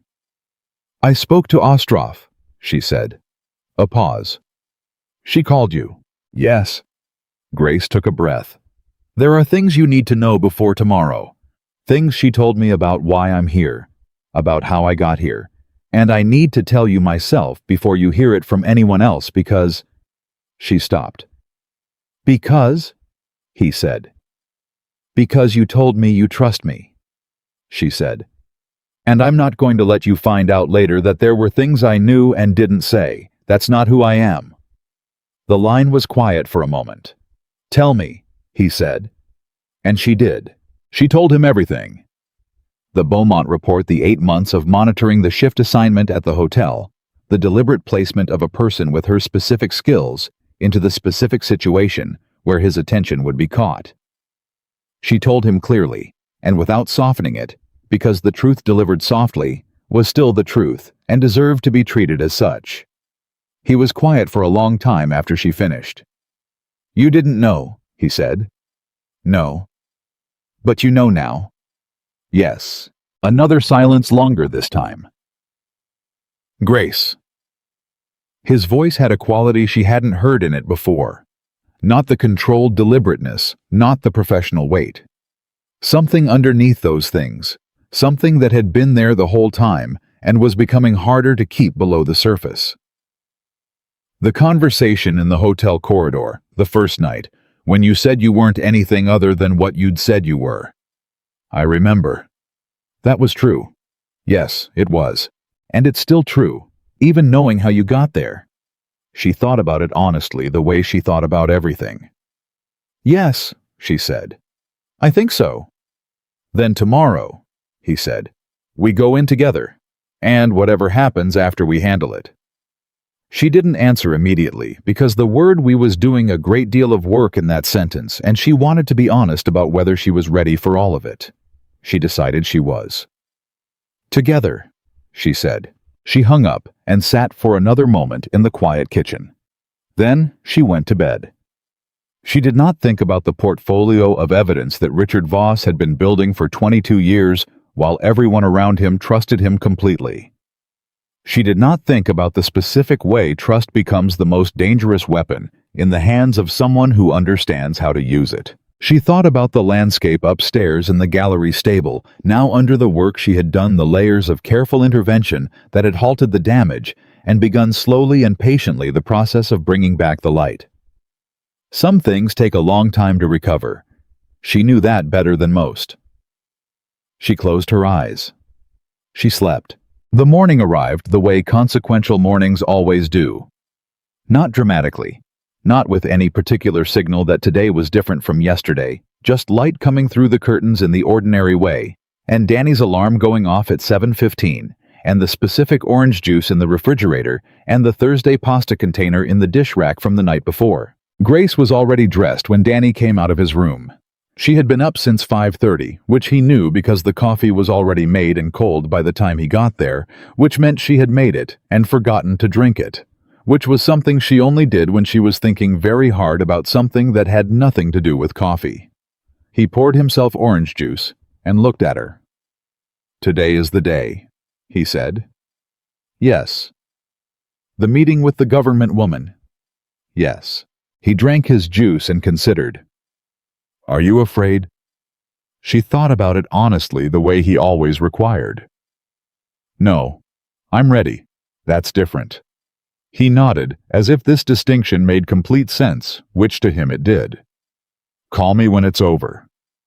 "I will." He picked up his backpack, paused at the door. "Grace." "Yeah." "You caught the painting," he said.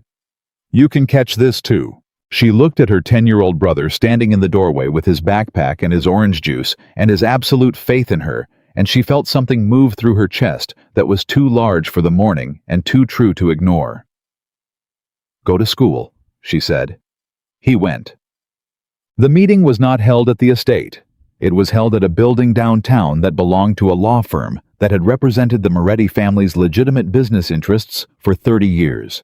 A firm that was, as of this morning, fully briefed on the situation and operating under the understanding that the next several hours would determine the shape of a case that had been 3 years in construction. Grace arrived by car alone, which was her choice. Damien arrived separately with Leo and a man she hadn't met before, whose name was Brennan, and who was introduced simply as someone Damien trusted on matters that required this particular kind of trust, by which everyone in the room understood he meant legal matters of a sensitive nature. Ostroff was already there when Grace walked in, and she was in her 50s, compact, with the kind of still attention that said she had sat in many rooms where significant things happened, and had learned to take up exactly as much space as necessary, and no more. She looked at Grace the way someone looks at a person they have studied from a distance and are now encountering in actual dimensions. "Ms. Miller," she said. "Agent Ostroff," Grace said. They looked at each other for a moment. Then Ostroff nodded a small, genuine acknowledgement and turned to the table.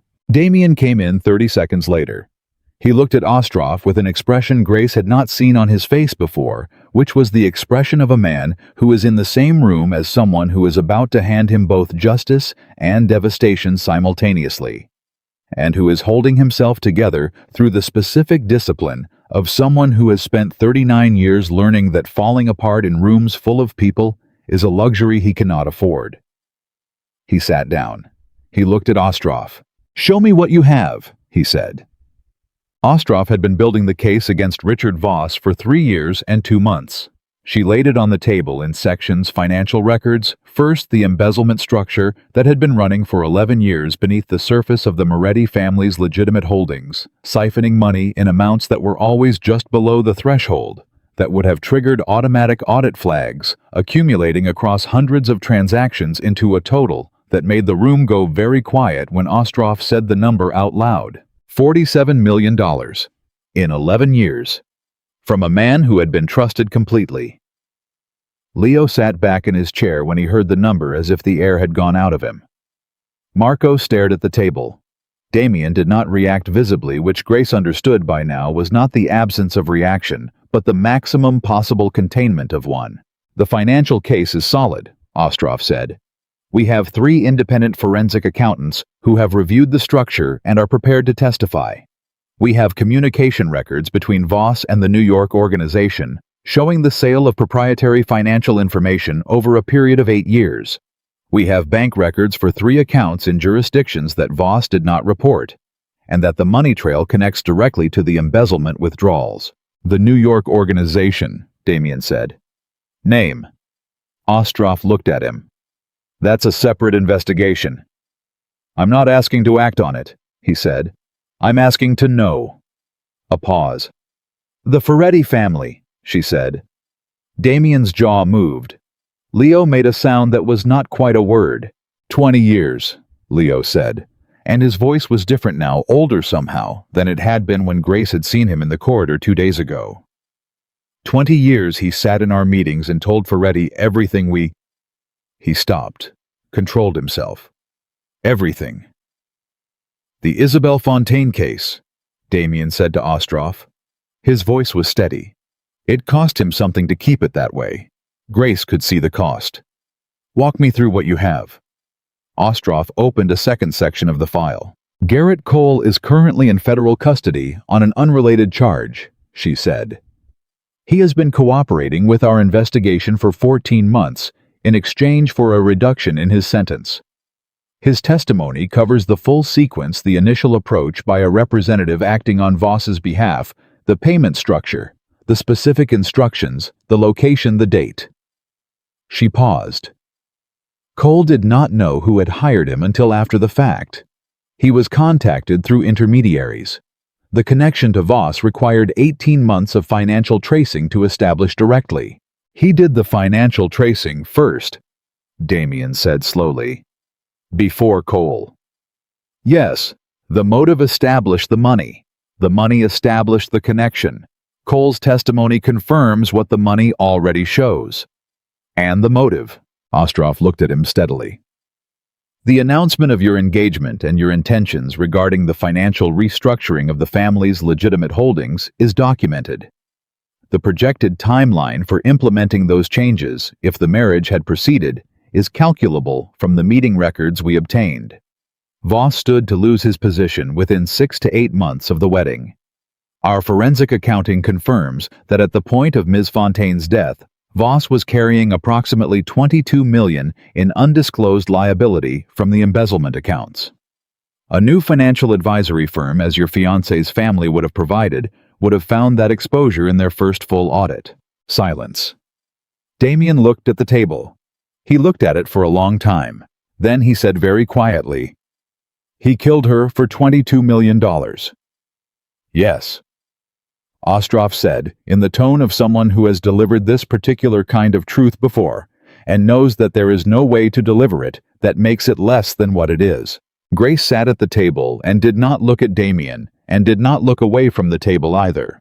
She gave him the thing she had learned to give people in their worst moments, which was the dignity of their own reaction, without an audience making it about observation. The first crack appeared in the meeting surface, 14 minutes after the financial presentation began. It came from a direction Grace had not expected.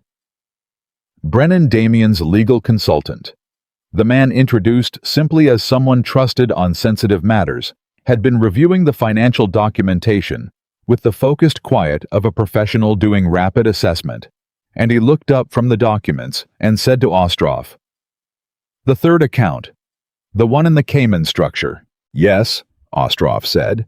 "The most recent transaction in that account is dated 11 days ago." "That's correct." 11 days ago, Brennan said, and looked at Damien. "That's 4 days before Grace found the folder in the records room." The table was very still. "Voss made a withdrawal 11 days ago," Damien said. "A significant one," Ostroff said carefully. "Yes." "How significant?" She looked at her documents. 3.4 million. Marco sat forward. "He's moving money. He knows something is moving." "Or he's preparing for something," Leo said. "He's preparing to run," Damien said. His voice had gone flat and precise, the voice of a man whose emotional processing has been set entirely aside in favor of operational thinking. "That's what 3.4 million from a hidden account 11 days ago means. He's building an exit fund. We've been monitoring his passport," Ostroff said. "No international travel has been booked under his legal name. He has other names," Leo said, and the certainty in his voice said this was not speculation, but knowledge, the kind that had been acquired over 19 years of sitting in rooms with someone and learning the texture of how they operated. "I should have seen it. The specificity of his travel patterns. The times he went dark on communications." He looked at Damien. He was practicing, testing routes. Ostroff looked at Leo with the kind of focused attention she had been giving to significant things all morning. "Mr. Caruso, I'm going to need everything you just described in detail. Dates, patterns, any names you're aware of." "He'll have whatever you need," Damien said. To Leo, "Everything. Hold nothing back." Leo nodded. He looked. Grace thought like a man who has just found a use for the guilt he's been sitting with. "The 3.4 million, Grace said. She said it quietly, but everyone at the table looked at her, which had been happening all morning, in a way that she was managing by simply continuing to say the things that needed to be said. "It came out 11 days ago. I arrived at the estate 2 weeks ago. Voss would have been told I was there within the first day or two." "Yes," Ostroff said slowly. "He knows who I am," Grace said. "Or he knows what Monsieur Laurent's work represents. The Beaumont report that flagged his transactions, he would know that report exists. If someone told him a private conservation consultant had been installed at the estate with access to the records and the collection, and if he connected that consultant to the Beaumont report." "He started moving money," Damien said. "He's not running from the FBI," Grace said. "He doesn't know about this investigation. He's running because he thinks you found something, Damien. He thinks the conservator you brought in found something that leads back to him." "He's right," Damien said. "She did." The table was very quiet. "How soon can you move?" Damien asked Ostroff. "We were planning 72 hours for final preparation," she said. "You have 24, he said. If he's building an exit, he's not waiting. He has a timeline and we don't know what it is." Ostroff looked at him for a moment. Then she picked up her phone. "Teb." The meeting lasted 4 more hours. Grace spent those hours doing the work she had come to do, providing detailed documentation of each painting in the storage closet, drawing on her photographs and her initial assessment, and the specific technical knowledge that made her testimony credible in ways that a list of names and numbers alone was not. She described the Belgian Flemish oil and its provenance gap. She described the 2 works from the art loss register and the specific material evidence that connected them to particular documented thefts. She described the condition of the storage environment and what that said about the length of time the works had been there and the level of access the person storing them would have required. Ostrov's colleague, a younger agent named Park, took notes with the intensity of someone who understood exactly what he was writing down. Damien sat across the table and watched Grace work. She was aware of his watching the way she had been aware of it since the hotel corridor, as something that occupied space and had weight without being intrusive, like weather that was present without being aggressive. Halfway through her documentation of the third painting, he said quietly, not interrupting, just adding to the air in the room. She worked like this, Isabel. When she was doing something she understood. That same quality of being completely there. Grace kept her focus on the documentation. "I'll take that as a compliment," she said. "It was," he said. She finished the third painting. She moved to the fourth. They were outside this building by 3 in the afternoon, in the cold January air, that had the particular quality of Chicago winter cold, the kind that doesn't negotiate. Leo had gone inside with Ostrov to begin the detailed briefing on Voss's patterns. Marco had stayed to coordinate logistics. Brennan had a call to make. Grace and Damien stood on the sidewalk outside the building's entrance, and neither of them spoke for a moment, because the morning had been the kind that required a breath before anything else. "The devotional panel," Grace said. He looked at her. "You told me to take the time I needed and then tell you what I found." "I remember. I'm ready to tell you." He waited. "It's not 17th century," she said. "It's not 19th century either. Based on everything I've examined, the pigment structure, the ground preparation, the panel construction, the specific iconographic details that only appear in work from a particular region and period, I believe it's late 15th century. Northern Italian, probably Venetian." She paused. "And I believe the attribution that fits the technical evidence is to a workshop closely associated with Giovanni Bellini." Damien was still for a moment. "That's not a minor work," he said. "No, if my reading is correct, it's a work of significant historical and monetary value that has been sitting in your sitting room incorrectly labeled for at minimum 3 decades. How certain are you?" 90%. The final 10 requires laboratory analysis, paint samples, dendrochronology, if the panel construction permits. But the 90% I'm very confident in. He breathed out slowly. "My grandfather bought it in 1962, he said. "From an estate sale in Rome. He paid $400 for it." "Your grandfather," Grace said, "had extraordinary instincts." Something moved on his face. "He did. The provenance will need to be verified independently. If the work was legitimately acquired, and the 1962 documentation suggests it was the estate sale records look clean, then this is a discovery, not a problem. The kind of discovery that museum curators spend careers hoping for." He looked at her. "What would you recommend?" he said. "Independent laboratory analysis first, then a formal attribution study by a recognized expert in Venetian late Quattrocento work. I can give you 3 names, any of them would be appropriate. Then, depending on the outcome, a decision about what to do with it. Whether to keep it, whether to loan it, whether to donate it." She paused. "There are options. All of them good ones." He was quiet for a moment. "Isabel would have been furious that it was sitting in the sitting room," he said. "She would have identified it on the first visit and spent the next 6 months telling everyone within earshot that the Morettis had a Bellini workshop piece in a room with ordinary furniture and no climate control." "She would have been right," Grace said. He almost smiled. "Come back to the estate," he said. "There's something I need to show you." She looked at him. "Now," she said. "Now," he said. Chatpool. Vincent was waiting with the car. They were at the estate by 4:15, and Damien moved through the entrance with the directional certainty of a man who knows exactly where he is going, which he did, and Grace followed him up the main staircase to the 2nd floor and down the corridor, past the records room and the cedar-smelling guest room, and directly to the music room. The door was open again the way it had been the night before. He went in. She followed. He crossed to the piano and stood beside it, not sitting.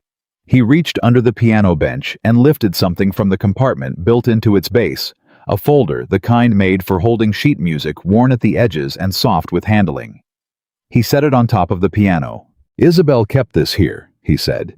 "She said the music room was the only place in the house where she could think clearly enough to work.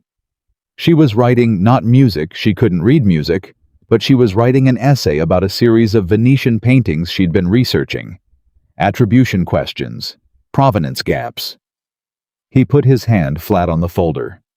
"I haven't opened this since she died." Grace looked at the folder. "Damien, the devotional panel," he said.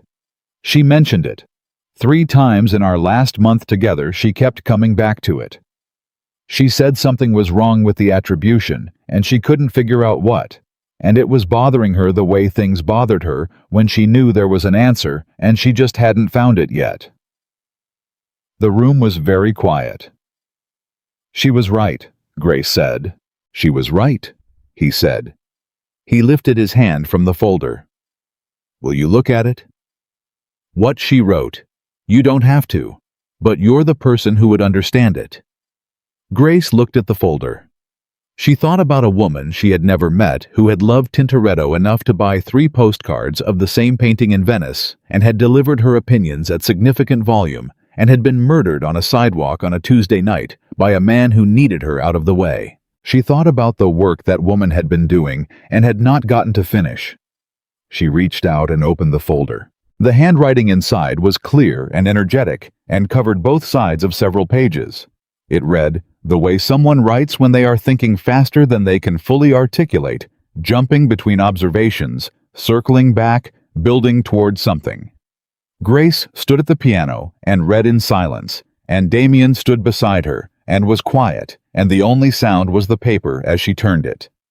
Isabelle Fontaine had gotten 90% of the way there. She had identified the ground preparation anomaly. She had noted the pigment characteristics. She had traced the iconographic details to a specific regional tradition. She had not made the final connection. The comparison to the documented Bellini workshop pieces that Grace had accessed through resources that hadn't been as available 3 years ago, but she had been building toward exactly the conclusion Grace had reached. She had been 3 months away from it, maybe 4. She had been 3 months away from the discovery when she died. Grace set the last page down carefully. "She would have gotten there," she said. "I know," Damien said. "The paper you should use when the attribution is formally established," Grace said, and her voice was steady. "Should credit her research. Her name should be on it." He looked at her. "It was her work," Grace said simply. "I followed the path she started. That deserves acknowledgement." He looked at her for a long moment, with the expression she now knew, the one that sat at the intersection of things that were too large for the normal vocabulary between 2 people who were still figuring out what they were to each other. "Yes," he said. "It does." Ostrov's team moved on Richard Voss at 7:14 the following morning. Grace was at the estate when the call came in. She had arrived early.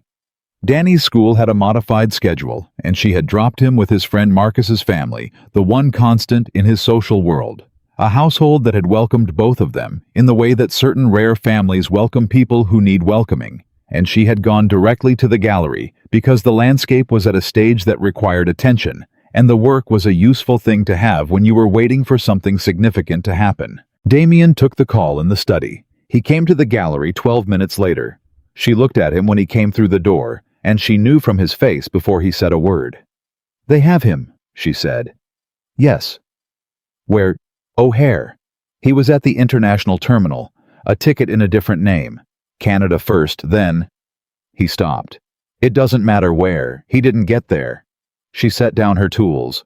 "Damien, the evidence was sufficient for immediate arrest," he said.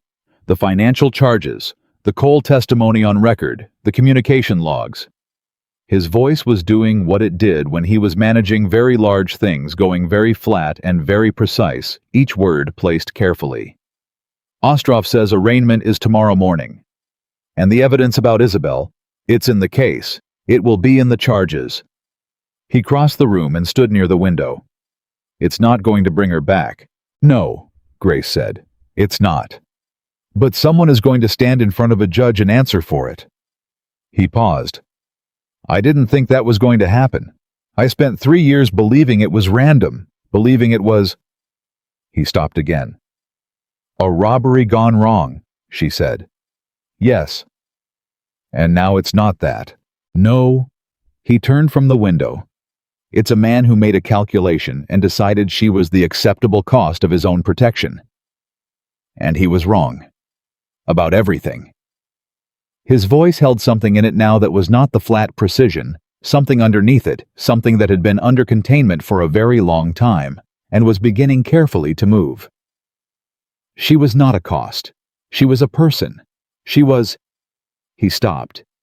He didn't finish the sentence. He didn't need to. Grace looked at him across the gallery. I know, she said. He nodded once, just once. They were quiet for a moment. Then Grace said, I want to finish the landscape today. The upper left corner is the last major section.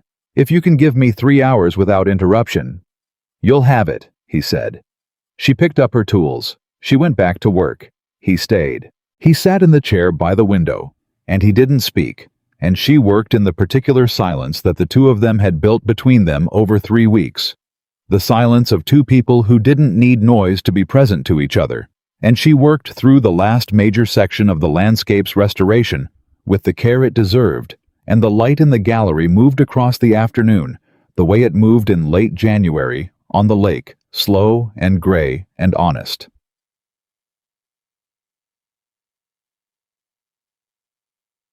The second twist came at 4 o'clock, and it came from Leo.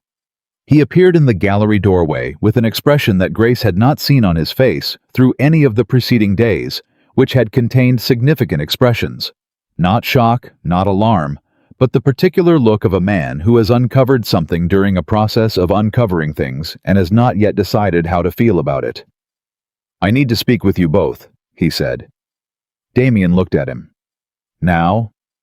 Now. Grace set her tools down and cleaned her hands, and they followed Leo to the study, which had become the room where significant things were said, which she thought said something about Damien's relationship with the space. Leo sat down. He put a folder on the table, not the manila folder from the records room, a different one, a more current one with the law firm's letterhead visible in the corner. During the briefing with Ostroff this morning, he said, I disclosed Voss's travel patterns as requested. One of those patterns, a series of trips to a specific location in upstate New York over the past 4 years, triggered a cross-reference in Ostroff's database. What cross-reference? Damien said. The location Voss visited repeatedly is connected to a property that was acquired through a shell company in 2019. The shell company, when fully traced, connects to the same financial structure as 2 of the embezzlement accounts. He has property, Damien said. He has property, Leo said. And according to the search that Ostroff executed this morning concurrent with the arrest. He paused. The property contains a significant amount of documentation, financial records, communication logs, evidence of the Ferretti connection going back further than anyone had traced. He opened the folder. And one other thing. He pushed a photograph across the table. Grace looked at it. It was a painting. Not one she had seen in the storage closet. Not one from the folder in the records room. A painting she had not encountered before, but which she recognized immediately, not from having seen the physical work, but from having read its description in the art loss register, where it had been listed for 11 years as stolen during a theft from a private collection in Rome. It was a small tempera on panel early 16th century, attributed to a follower of Raphael, valued at the time of its theft at approximately $4 million.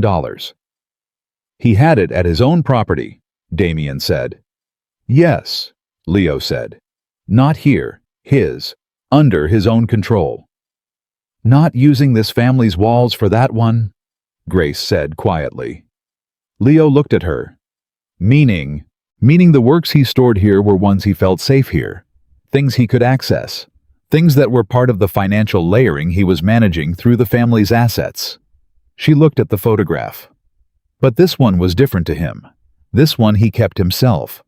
You keep something yourself because it means something to you that the others don't. An actual theft, Damien said. not financial maneuvering. He took this because he wanted it. That's my reading, Grace said. Leo was watching her. There is one more thing in the folder, he said. He reached in and withdrew a single sheet of paper printed with the kind of formatting that official communications carry. This is from Ostrov. She wanted it delivered to you directly before the end of the day. Damien took the paper. Grace watched his face as he read it. She watched the specific quality of what moved through him slowly. In sequence, the way information moves through a person who is receiving something they have waited for without knowing they were waiting. He set the paper down. He looked at Grace. The physical evidence from Cole's testimony, he said. Ostrov's team recovered it from Voss's property this morning. There were records of the contract, the instructions, the payment. He paused. There was also a letter, written by Voss to Garrett Cole after the fact, covering certain details of the arrangement. The letter constitutes a direct written confession to the commission of... He stopped. He picked up the paper again. He read one specific line aloud. The conspiracy to commit murder in the first degree of Isabelle Marie Fontaine. The study was very quiet. Leo bowed his head slightly. Marco, standing near the door, looked at the floor. Grace looked at Damien. His face was the face of a man in the specific moment when 3 years of weight shifts, not lifts, because grief doesn't lift, but shifts, changes its distribution, moves from the place where it has been pressing on things it shouldn't press on into something that might over time be bearable. She didn't deserve it, he said. No, Grace said. She didn't. She was just... He stopped. She was going to find the Bellini, Grace said. She was a person with an extraordinary mind who loved paintings and delivered her opinions at significant volume and bought 3 postcards of the same Tintoretto because the light kept changing when she looked. She held his gaze. She was more than what happened to her. She deserves to be remembered as more. He looked at her. He looked at her for a long moment with the expression she had been watching move closer to the surface for 3 weeks, the one that lived at the intersection of everything he had been protecting and everything he was beginning slowly and carefully to stop protecting quite so absolutely. I'm going to call her parents, he said. They have a right to know before this is in any public filing. Yes, Grace said. That's the right thing to do. He stood up. He walked to the door. He stopped. He turned back. Grace, he said. Yes. The night at the hotel. When you said you weren't anything other than what you'd said you were. I remember. I want you to know. He paused, and she saw him choosing the words with the same deliberateness he chose everything. The reason I asked them to bring you to me that night wasn't because a painting almost fell. That was a reason I could explain. He paused again. The actual reason was that you weren't afraid of me. In 39 years, in every room I have ever walked into, the first thing I see on people's faces is what I represent to them. What my name means. What they think they need to adjust to accommodate me. His voice was very quiet. You looked at me like I was a man who had asked you a question. Just a man. She looked at him. You are just a man, she said. I know, he said. I forget sometimes. You don't let me forget. He left to call Isabel's parents. Grace sat in the study alone for a moment. Then she went back to the gallery. She went back to the landscape. She picked up her tools and she worked, and she thought about Isabelle Fontaine writing in the music room and knowing something was off about the devotional panel and not having enough time to find out why. And she thought about the specific cruelty of that. A mind interrupted before it finished. A path cut short 20 feet from the destination. She worked slowly and precisely through the final section of the landscape's restoration. And at 5:30, she stepped back and looked at the painting fully for the first time as a completed restoration, and the light in the upper left corner was visible again. The light that Damien's grandfather had bought $400 worth of in 1957 because it reminded him of something he couldn't name. She understood now what it reminded him of. It was the light of a clear day after a long winter. The specific quality of light that appears when something that has been obscured for too long finally falls away, and what was there underneath is revealed to be exactly what you hoped it was. She heard the door behind her. She didn't turn. "It's finished," she said. Damien crossed the room and stood beside her and looked at the painting and said nothing for a long moment. "He was right about the light," he said finally. "He was," she said. "He almost always was."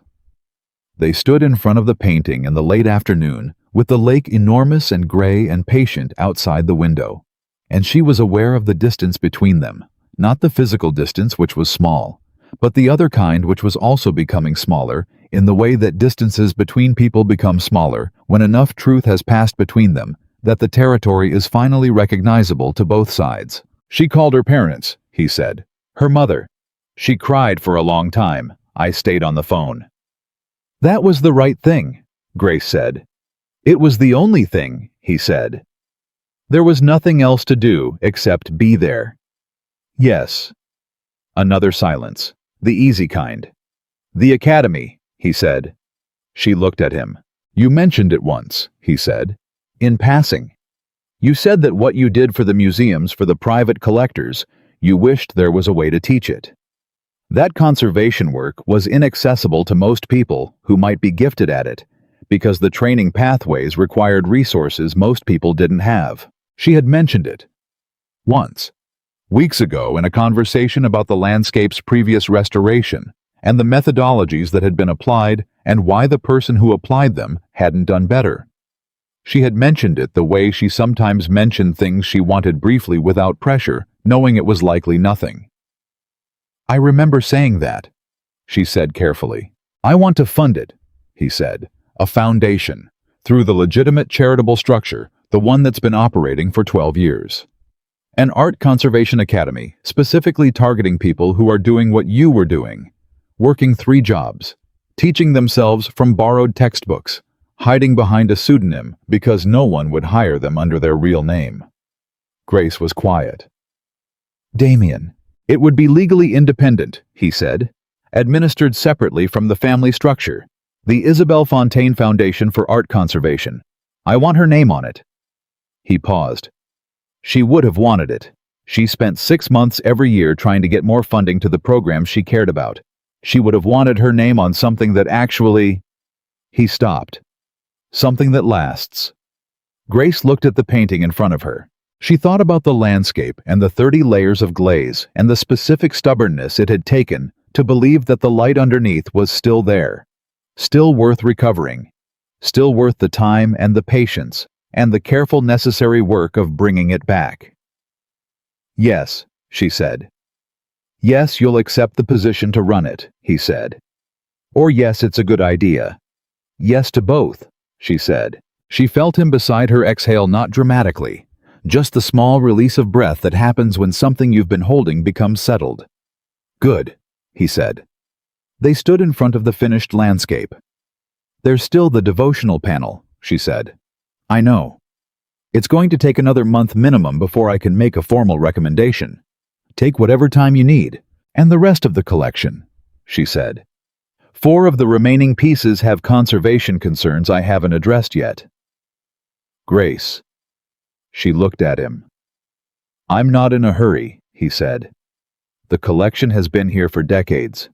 It will still be here." He looked at the landscape. "Do it the way it should be done." She nodded. Outside, the January light was failing, the way it failed on the lake, slowly, honestly, without pretense. Inside, the landscape on the north wall held its recovered light, steady, the way restored things hold their light, not perfectly, not without the evidence of what they'd been through, but truly and for a very long time. Grace picked up her bag. She had a call to make to the laboratory she trusted for paint sample analysis. She had notes to write on the devotional panel. She had Danny's Thursday pasta to start when she got home. She had a foundation to help build. She had, for the first time in 2 years, something that felt like enough. She said goodnight to Damien at the gallery door. He said goodnight to her. She walked down the corridor toward the front entrance, and behind her in the gallery, the finished landscape held its recovered northern light against the failing afternoon, patient and quiet and more itself than it had been in years. The laboratory results came back on a Thursday. Grace was at the estate when the email arrived. She was in the sitting room doing the final documentation pass on the devotional panel before sending her formal written assessment to the 3 independent experts she had identified, and her phone was face down on the work table because she was in the kind of focus that phones interrupted. She felt it vibrate. She ignored it. She finished the paragraph she was writing, and then she picked it up. She read the results once. She set the phone down. She picked it up and read them again. Then she stood up and walked directly to the study, where Damien was in a meeting with Brennan about the legal restructuring of the family's financial management, a process that had been running for 6 weeks since Voss's arrest. The slow and necessary work of understanding what had been done and what needed to be undone, what was salvageable and what had to be rebuilt from the foundation. She knocked on the open door. Damien looked up. She held up her phone. He read her face before he read the phone, and what he read on her face made him say to Brennan, "Give us 10 minutes." Brennan, who had developed over the preceding weeks a particular skill at reading rooms that contained Grace and Damien, simultaneously collected his papers without comment and left. Grace crossed to the desk and handed Damien the phone. He read. She watched him read, and she watched the moment he reached the critical section. The dendrochronological analysis confirming the panel's age, the pigment composition matching documented examples from the Bellini workshop, the specific technical signature that the laboratory's senior analyst had flagged as consistent with late 15th century Venetian production at the highest level. He looked up. "Bellini workshop," he said. "Bellini workshop," she confirmed. "The analyst's language is careful. She's good, she doesn't overstate, but her conclusion in plain terms is that this panel was produced in the same physical space, probably by the same group of craftsmen, possibly under direct supervision, as works that are currently hanging in the Accademia in Venice and the Uffizi in Florence." Damien set the phone down. He sat back. He looked at the ceiling for a moment, in the way she had come to recognize as his version of needing a second, before responding to something large.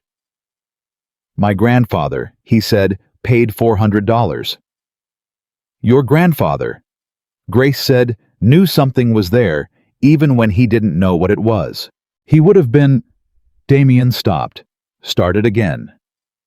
"He died before I was old enough to really know him. My father used to say he had an instinct for finding things that other people had overlooked, that he could walk into a room full of objects and walk straight to the one that mattered." "He passed it down," Grace said. Damien looked at her. She held his gaze steadily because she meant it, and she wasn't going to soften it into something that sounded like a compliment rather than a fact. He said, "We need to contact the independent experts. I've already drafted the letters.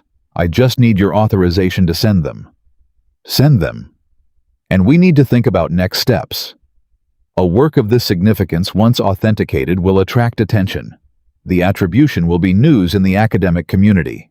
There will be interest from institutions. What do you recommend?" She had been thinking about this since the moment she first understood what she was looking at in the sitting room 3 weeks ago. She had turned it over in her mind in the evenings at home, sitting at the kitchen table after Danny went to bed, working through the options the way she worked through restoration problems methodically, layer by layer until the best path became visible. "I think it should be loaned," she said. "Not sold, not donated permanently. Loaned to the Art Institute initially for a period of 2 to 3 years, with full academic access for researchers with the documentation of its discovery, and Isabel's contribution to the research made part of the public record. And after the loan period, you decide then with more information than you have now. Decisions like this don't need to be permanent immediately. They need to be right." He looked at her for a moment. "You have an opinion about what the permanent decision should be," he said. "I always have opinions," she said. "You didn't ask for that one yet." "I'm asking." She folded her hands. "I think it should eventually go to a public institution," she said. "Permanently. Not because it doesn't belong here, but because what it is, what it represents, the skill and the faith that made it, deserves to be seen by people who didn't inherit it. People who have to make an effort to get to it. The way Isabel had to make an effort to get to the Tintoretto in Venice, and the effort made the light in it mean more to her, not less." She paused. "That's my opinion." It's entirely yours to disagree with. Damien was quiet for a moment. It's not a disagreement, he said. The Voss arraignment had happened in February, 6 weeks after the arrest. Grace did not attend. She had no reason to attend. She was not a named party. Her documentation of the paintings would enter the case through the proper forensic channels, and the courtroom was not a place she needed to be for her own sake. She stayed at the estate and worked, and Damien went with Brennan, and Marco went, and Leo went, and Carla Moretti went, in an ivory dress, and sat in the third row, with the specific stillness of a woman who had been waiting 3 years for this particular morning. Damien called Grace from the car on the way back. He pled not guilty, he said. Was that expected? Yes. Brennan says it won't matter. The evidence is... He paused. The evidence is complete. Ostroff has done her job very thoroughly. How are you? A pause. Longer than the pauses he usually allowed himself. I don't know yet, he said honestly. I thought I would feel more, or differently. I thought the courtroom would feel like something ending. It doesn't end in a courtroom, she said. The legal case does. The rest takes longer. Is that from experience? She thought about the social worker's office when she was 22.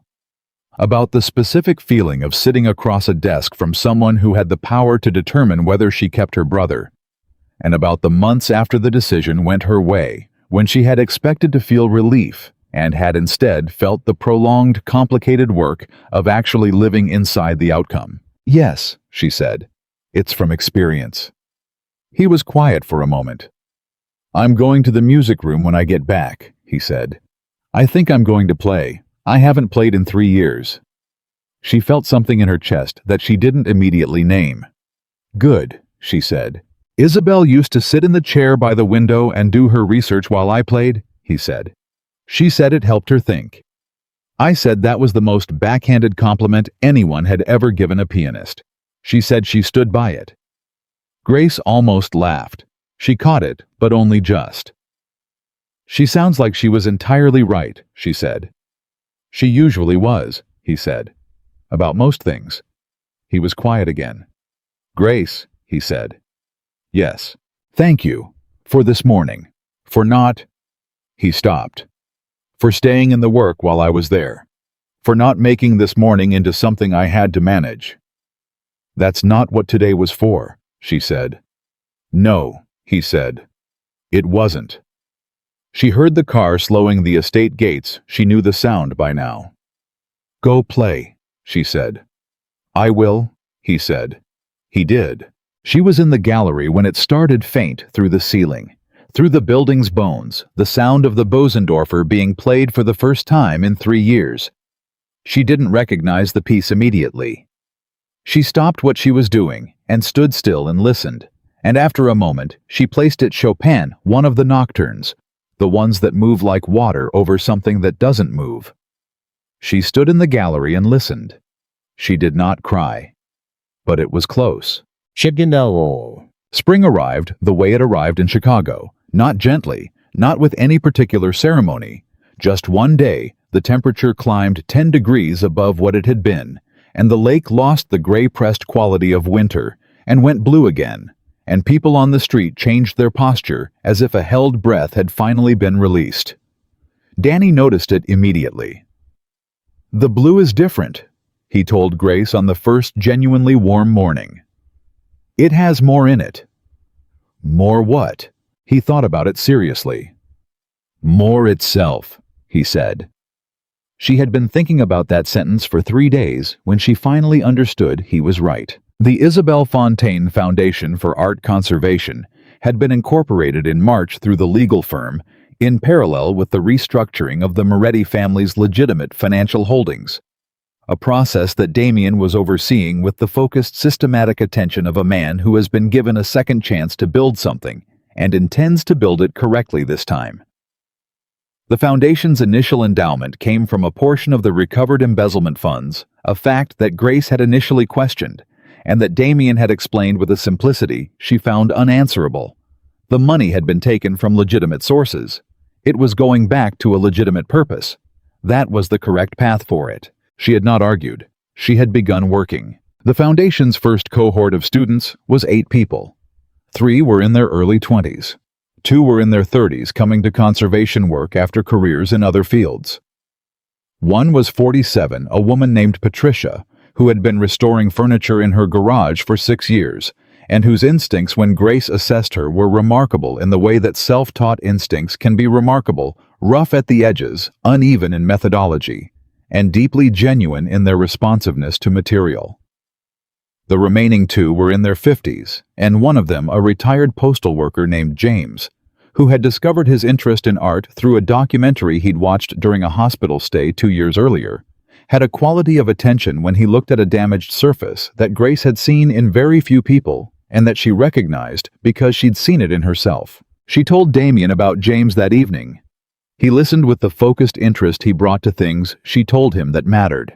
"He looked at the tempera panel I brought in for the week's demonstration," she said, and he said without any prompting, without any framework, just looking. He said, "Something went wrong in here a long time ago, and then someone tried to fix it wrong, and now the right fix has to go through both problems." She paused. "That's a perfect description of the layered intervention problem." He just said it out loud because it was what he saw. "You're going to invest a lot of time in him," Damien said. "Yes," she said. "Good," he said simply. They were in the gallery. The landscape on the north wall had been finished for 2 months, and Grace had moved on to the 3 remaining pieces with conservation concerns. She was midway through the second one, a 17th-century Dutch interior that had a varnish problem not as severe as the landscapes, but requiring its own specific approach.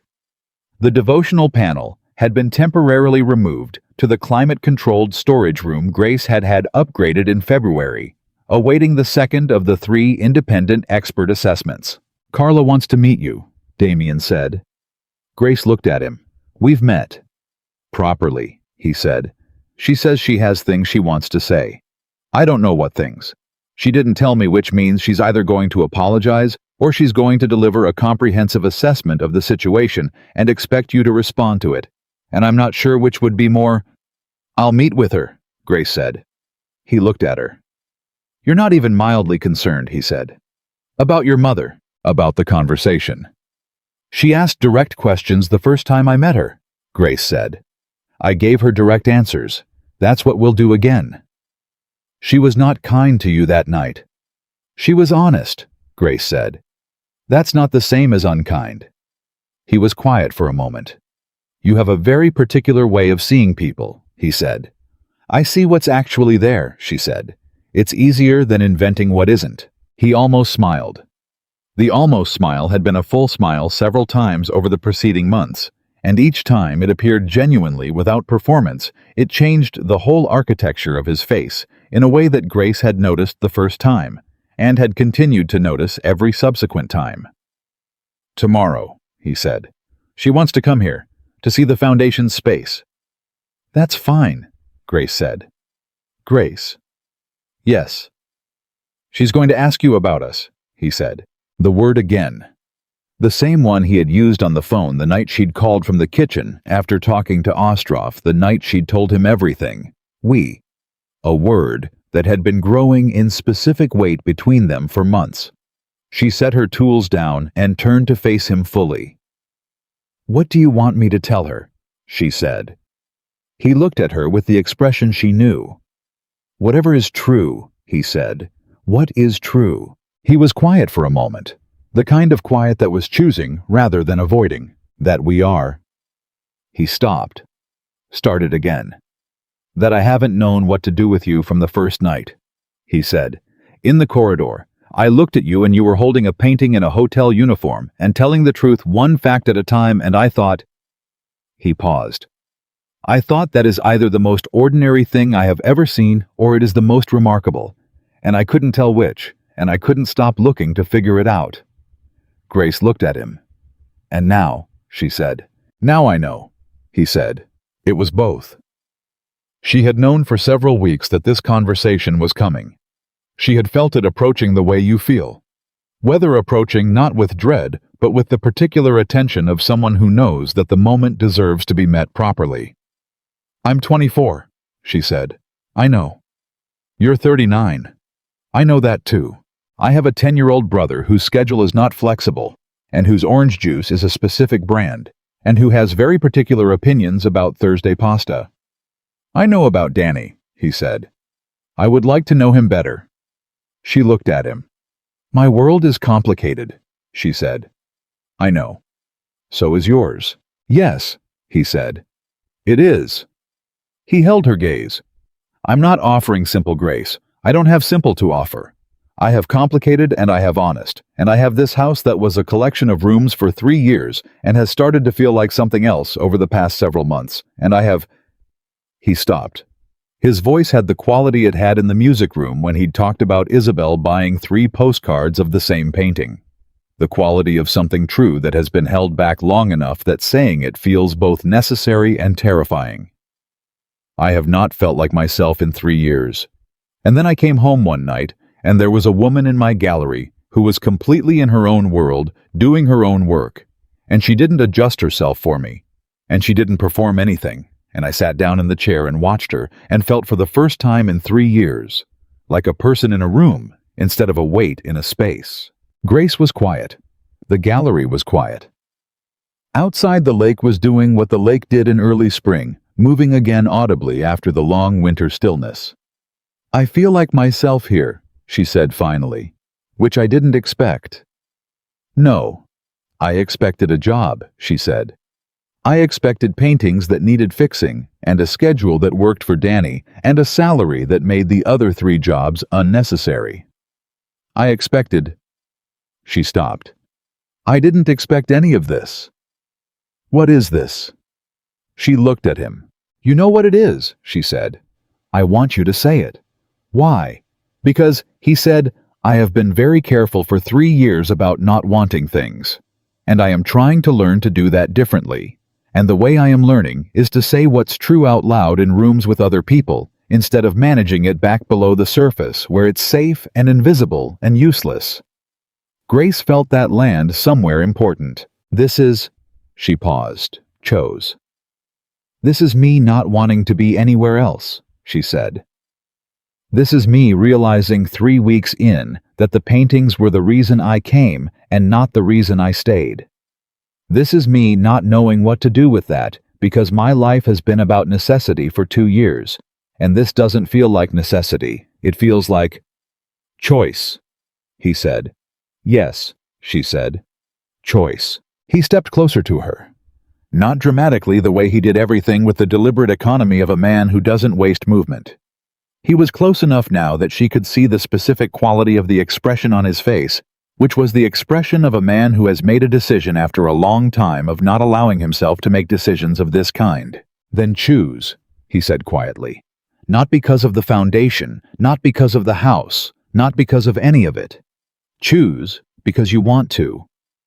She looked at him for a long moment. She thought about the sound of the painting in the hotel corridor in January, the specific crack of something letting go. She thought about catching it without thinking.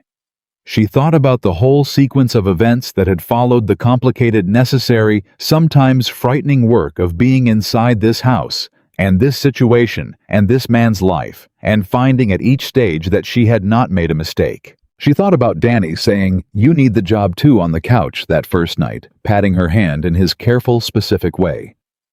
She thought about the landscape on the north wall, and the light, under all those years of damaged varnish, recovered now steady more itself than it had been in a very long time. I choose, she said. The meeting with Carla happened the next afternoon. Carla Moretti arrived at the estate at 2 o'clock, which was not the time they had agreed on. They had agreed on 2:30, and she walked directly to the foundation's dedicated space, which had been established in a set of rooms on the ground floor that Damien had converted over the winter.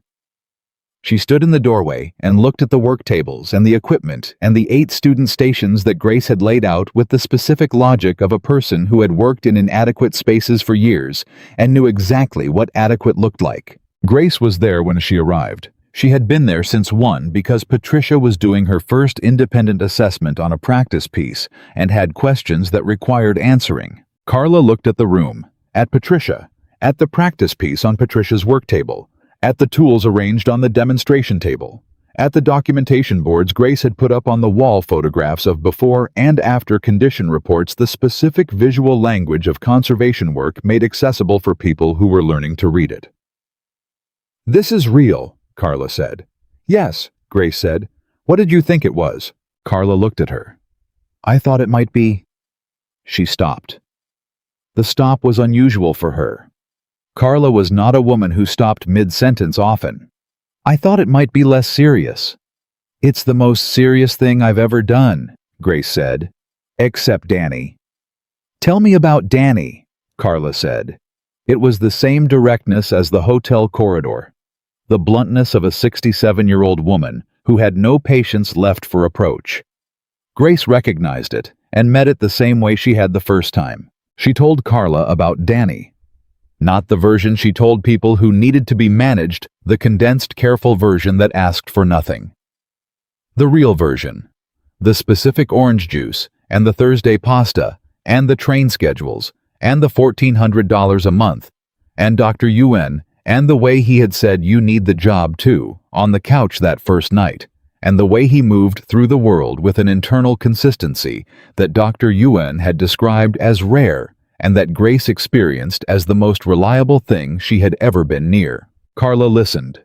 She listened the way she did everything actively, with judgment, with the attention of someone sorting what they were hearing into categories that mattered to them.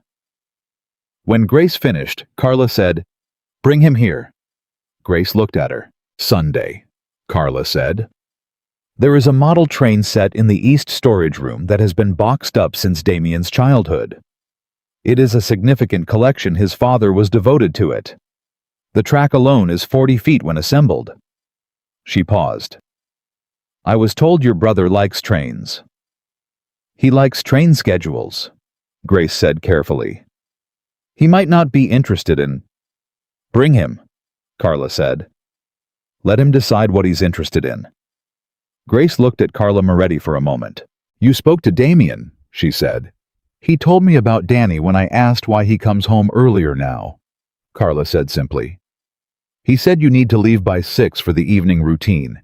He reorganized 3 meetings last week to make sure there was a car available for you at 5:45. She looked at Grace directly. "He has not reorganized a meeting for anyone in 11 years. Grace said nothing. "I was wrong about you," Carla said. "I want to say that directly because it deserves to be said directly. In the hotel corridor, I thought you were what you appeared to be, which was a convenient accident. I was wrong. You are—" She paused again. "You are what he needed. Not what I would have chosen. Not what I planned. But this family has had enough of what I planned." Grace held her gaze. "Mrs. Moretti," she said, "I'm not here to replace anything or to fix anyone. I came here for the paintings, and I stayed because—" She stopped. Started again. "Because this turned into something I didn't plan either. And I'm 24 years old with a complicated life, and a brother who requires specific orange juice, and the path from here is not simple." "Nothing worth having is simple," Carla said. "No?" Grace agreed. "It isn't." Carla looked at her for a long moment. "Sunday," she said again. 2 o'clock. Tell your brother about the trains." She turned and walked out of the foundation space. Grace stood in the room with Patricia, who had been doing her very best to appear completely absorbed in the practice piece throughout this entire exchange, and who now looked up. "That was his mother," Patricia said. "Yes," Grace said. "She seems terrifying." "She's honest," Grace said. "There's a difference." The twist Grace had not seen coming arrived the following Tuesday, and it came in the form of a phone call from the second independent expert, a woman named Dr. Helena Marsh, who held the chair in late medieval and Renaissance studies at Northwestern, and who had been reviewing Grace's documentation of the devotional panel for 3 weeks. "Ms. Miller," Dr. Marsh said, "I've completed my assessment." "And your attribution is correct," she said. "Bellini workshop late 15th century, most probably between 1490 and 1500. The technical evidence you assembled is comprehensive, and your analysis is sound." A pause. But there is something you didn't identify. Grace went very still. In the inscription, Dr. Marsh said, on the back of the panel, the text you documented as a standard religious inscription. Grace had documented the inscription. She had read it as a standard, Marian invocation, the kind common to devotional panels of this period and origin. She had included it in her documentation and moved past it. It's not standard, Dr. Marsh said. Her voice had the particular quality of an academic who has found something and is choosing her words with care because the something is significant. The first letters of each word in the inscription form an acrostic, which is unusual but not unprecedented for workshop pieces of this kind. What is unprecedented in my experience, and I want to be careful here, is what the acrostic spells. Grace picked up a pen. Tell me, she said. Dr. Marsh told her. Grace wrote it down. She looked at what she had written. She said, Are you certain? As certain as the technical evidence allows, Dr. Marsh said, which is considerably certain.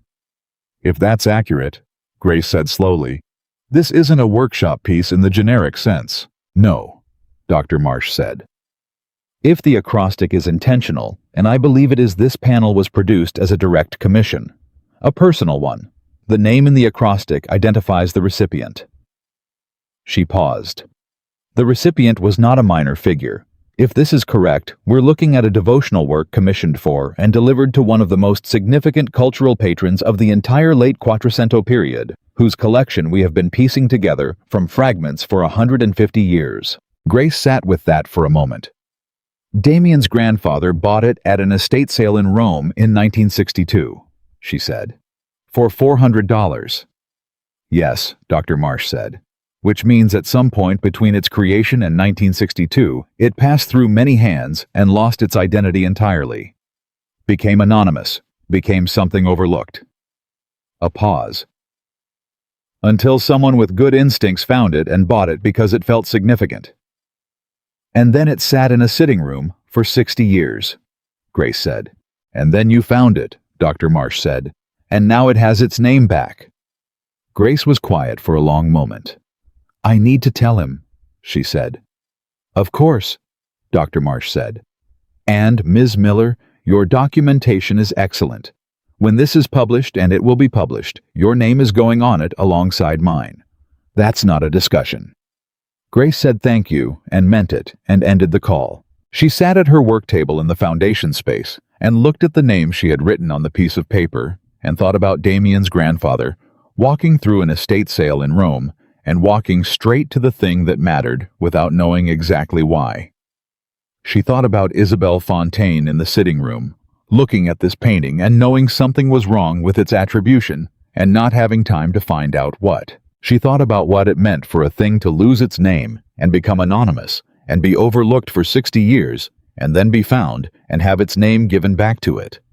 She understood that feeling in a way that was not abstract. She went to find Damien. He was in the music room. This had become more common over the past weeks. She would find him there in the afternoons, sometimes playing, sometimes just sitting at the piano with a coffee going cold on the side table, which was his version of taking a breath in the middle of a day that required many things from him. Today, he was playing. Something quieter than the Chopin. She didn't place it immediately. She stopped in the doorway. He heard her and stopped. Don't stop, she said. I'm done with that piece, he said. Come in. She came in. She sat in the chair by the window. She looked at the photograph on the side table. She looked at it without the careful peripherality she had used before, directly the way she was learning to do with all of the significant things in this room. Isabelle, she said. Yes, she was right about the panel, Grace said. From the beginning. Whatever she felt looking at it, that instinct she kept returning to, she was right. I want you to know that first. He turned on the piano bench to face her. He read her face. Tell me, he said. She told him. The acrostic, Dr. Marsh's assessment, the name in the inscription. what it meant about the panel's origin and its significance, and the specific improbable chain of events by which a devotional work commissioned for one of the most significant cultural patrons of the Quattrocento had ended up in an estate sale in Rome in 1962 and been bought by a man with good instincts for $400. Damien listened without interrupting. When she finished, he was quiet for a long moment. 60 years, he said. At minimum, she said. Probably much longer since it lost its identity. This is the kind of piece that gets separated from its documentation during war, during estate dispersals, during the general chaos of several centuries. The documentation may never be fully reconstructed. But the work itself is whole. The work is whole, she said. That's what matters. He looked at the piano keys. My grandfather. Yes. He would have had no idea what he was looking at. He just knew it mattered. That's the best kind of knowing, Grace said. He looked at her. What do you want to do with it? He said. I told you my opinion weeks ago, she said. Tell me again, he said. Now that you know what it is. She thought about it. Not for long, she had been thinking about it for a while already. I want it to go to a museum, she said. Not as a loan this time, permanently. A museum where people who don't inherit things can stand in front of it and see what it is, where researchers can have access to it, where Isabel's name and your grandfather's name are both in the documentation because they both belong there. She paused. And I want the attribution paper that Dr. Marsh and I published to include the full story, where it came from, how it was lost, how it was found again. Because the story is part of what it is. Damien looked at her. Yes, he said. Yes to all of it. Yes to all of it, he said. Contact the Art Institute. Tell them what we have. Tell them the terms. She nodded. He looked at the piano keys again. Then he began to play. Not the piece he'd been playing before, something different. Something she felt rather than immediately identified, something that moved the way the lake moved in spring. She stayed in the chair by the window. She looked at Isabel's photograph. She looked at the woman in the photograph, young, laughing in Venice, in front of something beautiful, and she felt the specific and uncomplicated truth of the moment, which was that she was glad this woman had existed. Glad she had loved these rooms. Glad she had sat in this chair and looked at these paintings and delivered her opinions at significant volume and bought 3 postcards of the same Tintoretto. Glad that the work she had started was being finished, that her name was going to be on the paper, that the painting she had looked at and known was wrong would now have its right name restored to it. She was glad Isabel had been here, and she was glad she was here now. Both things were true simultaneously, without one diminishing the other, which was the hardest thing to understand about time and grief and the particular way that life insists on continuing.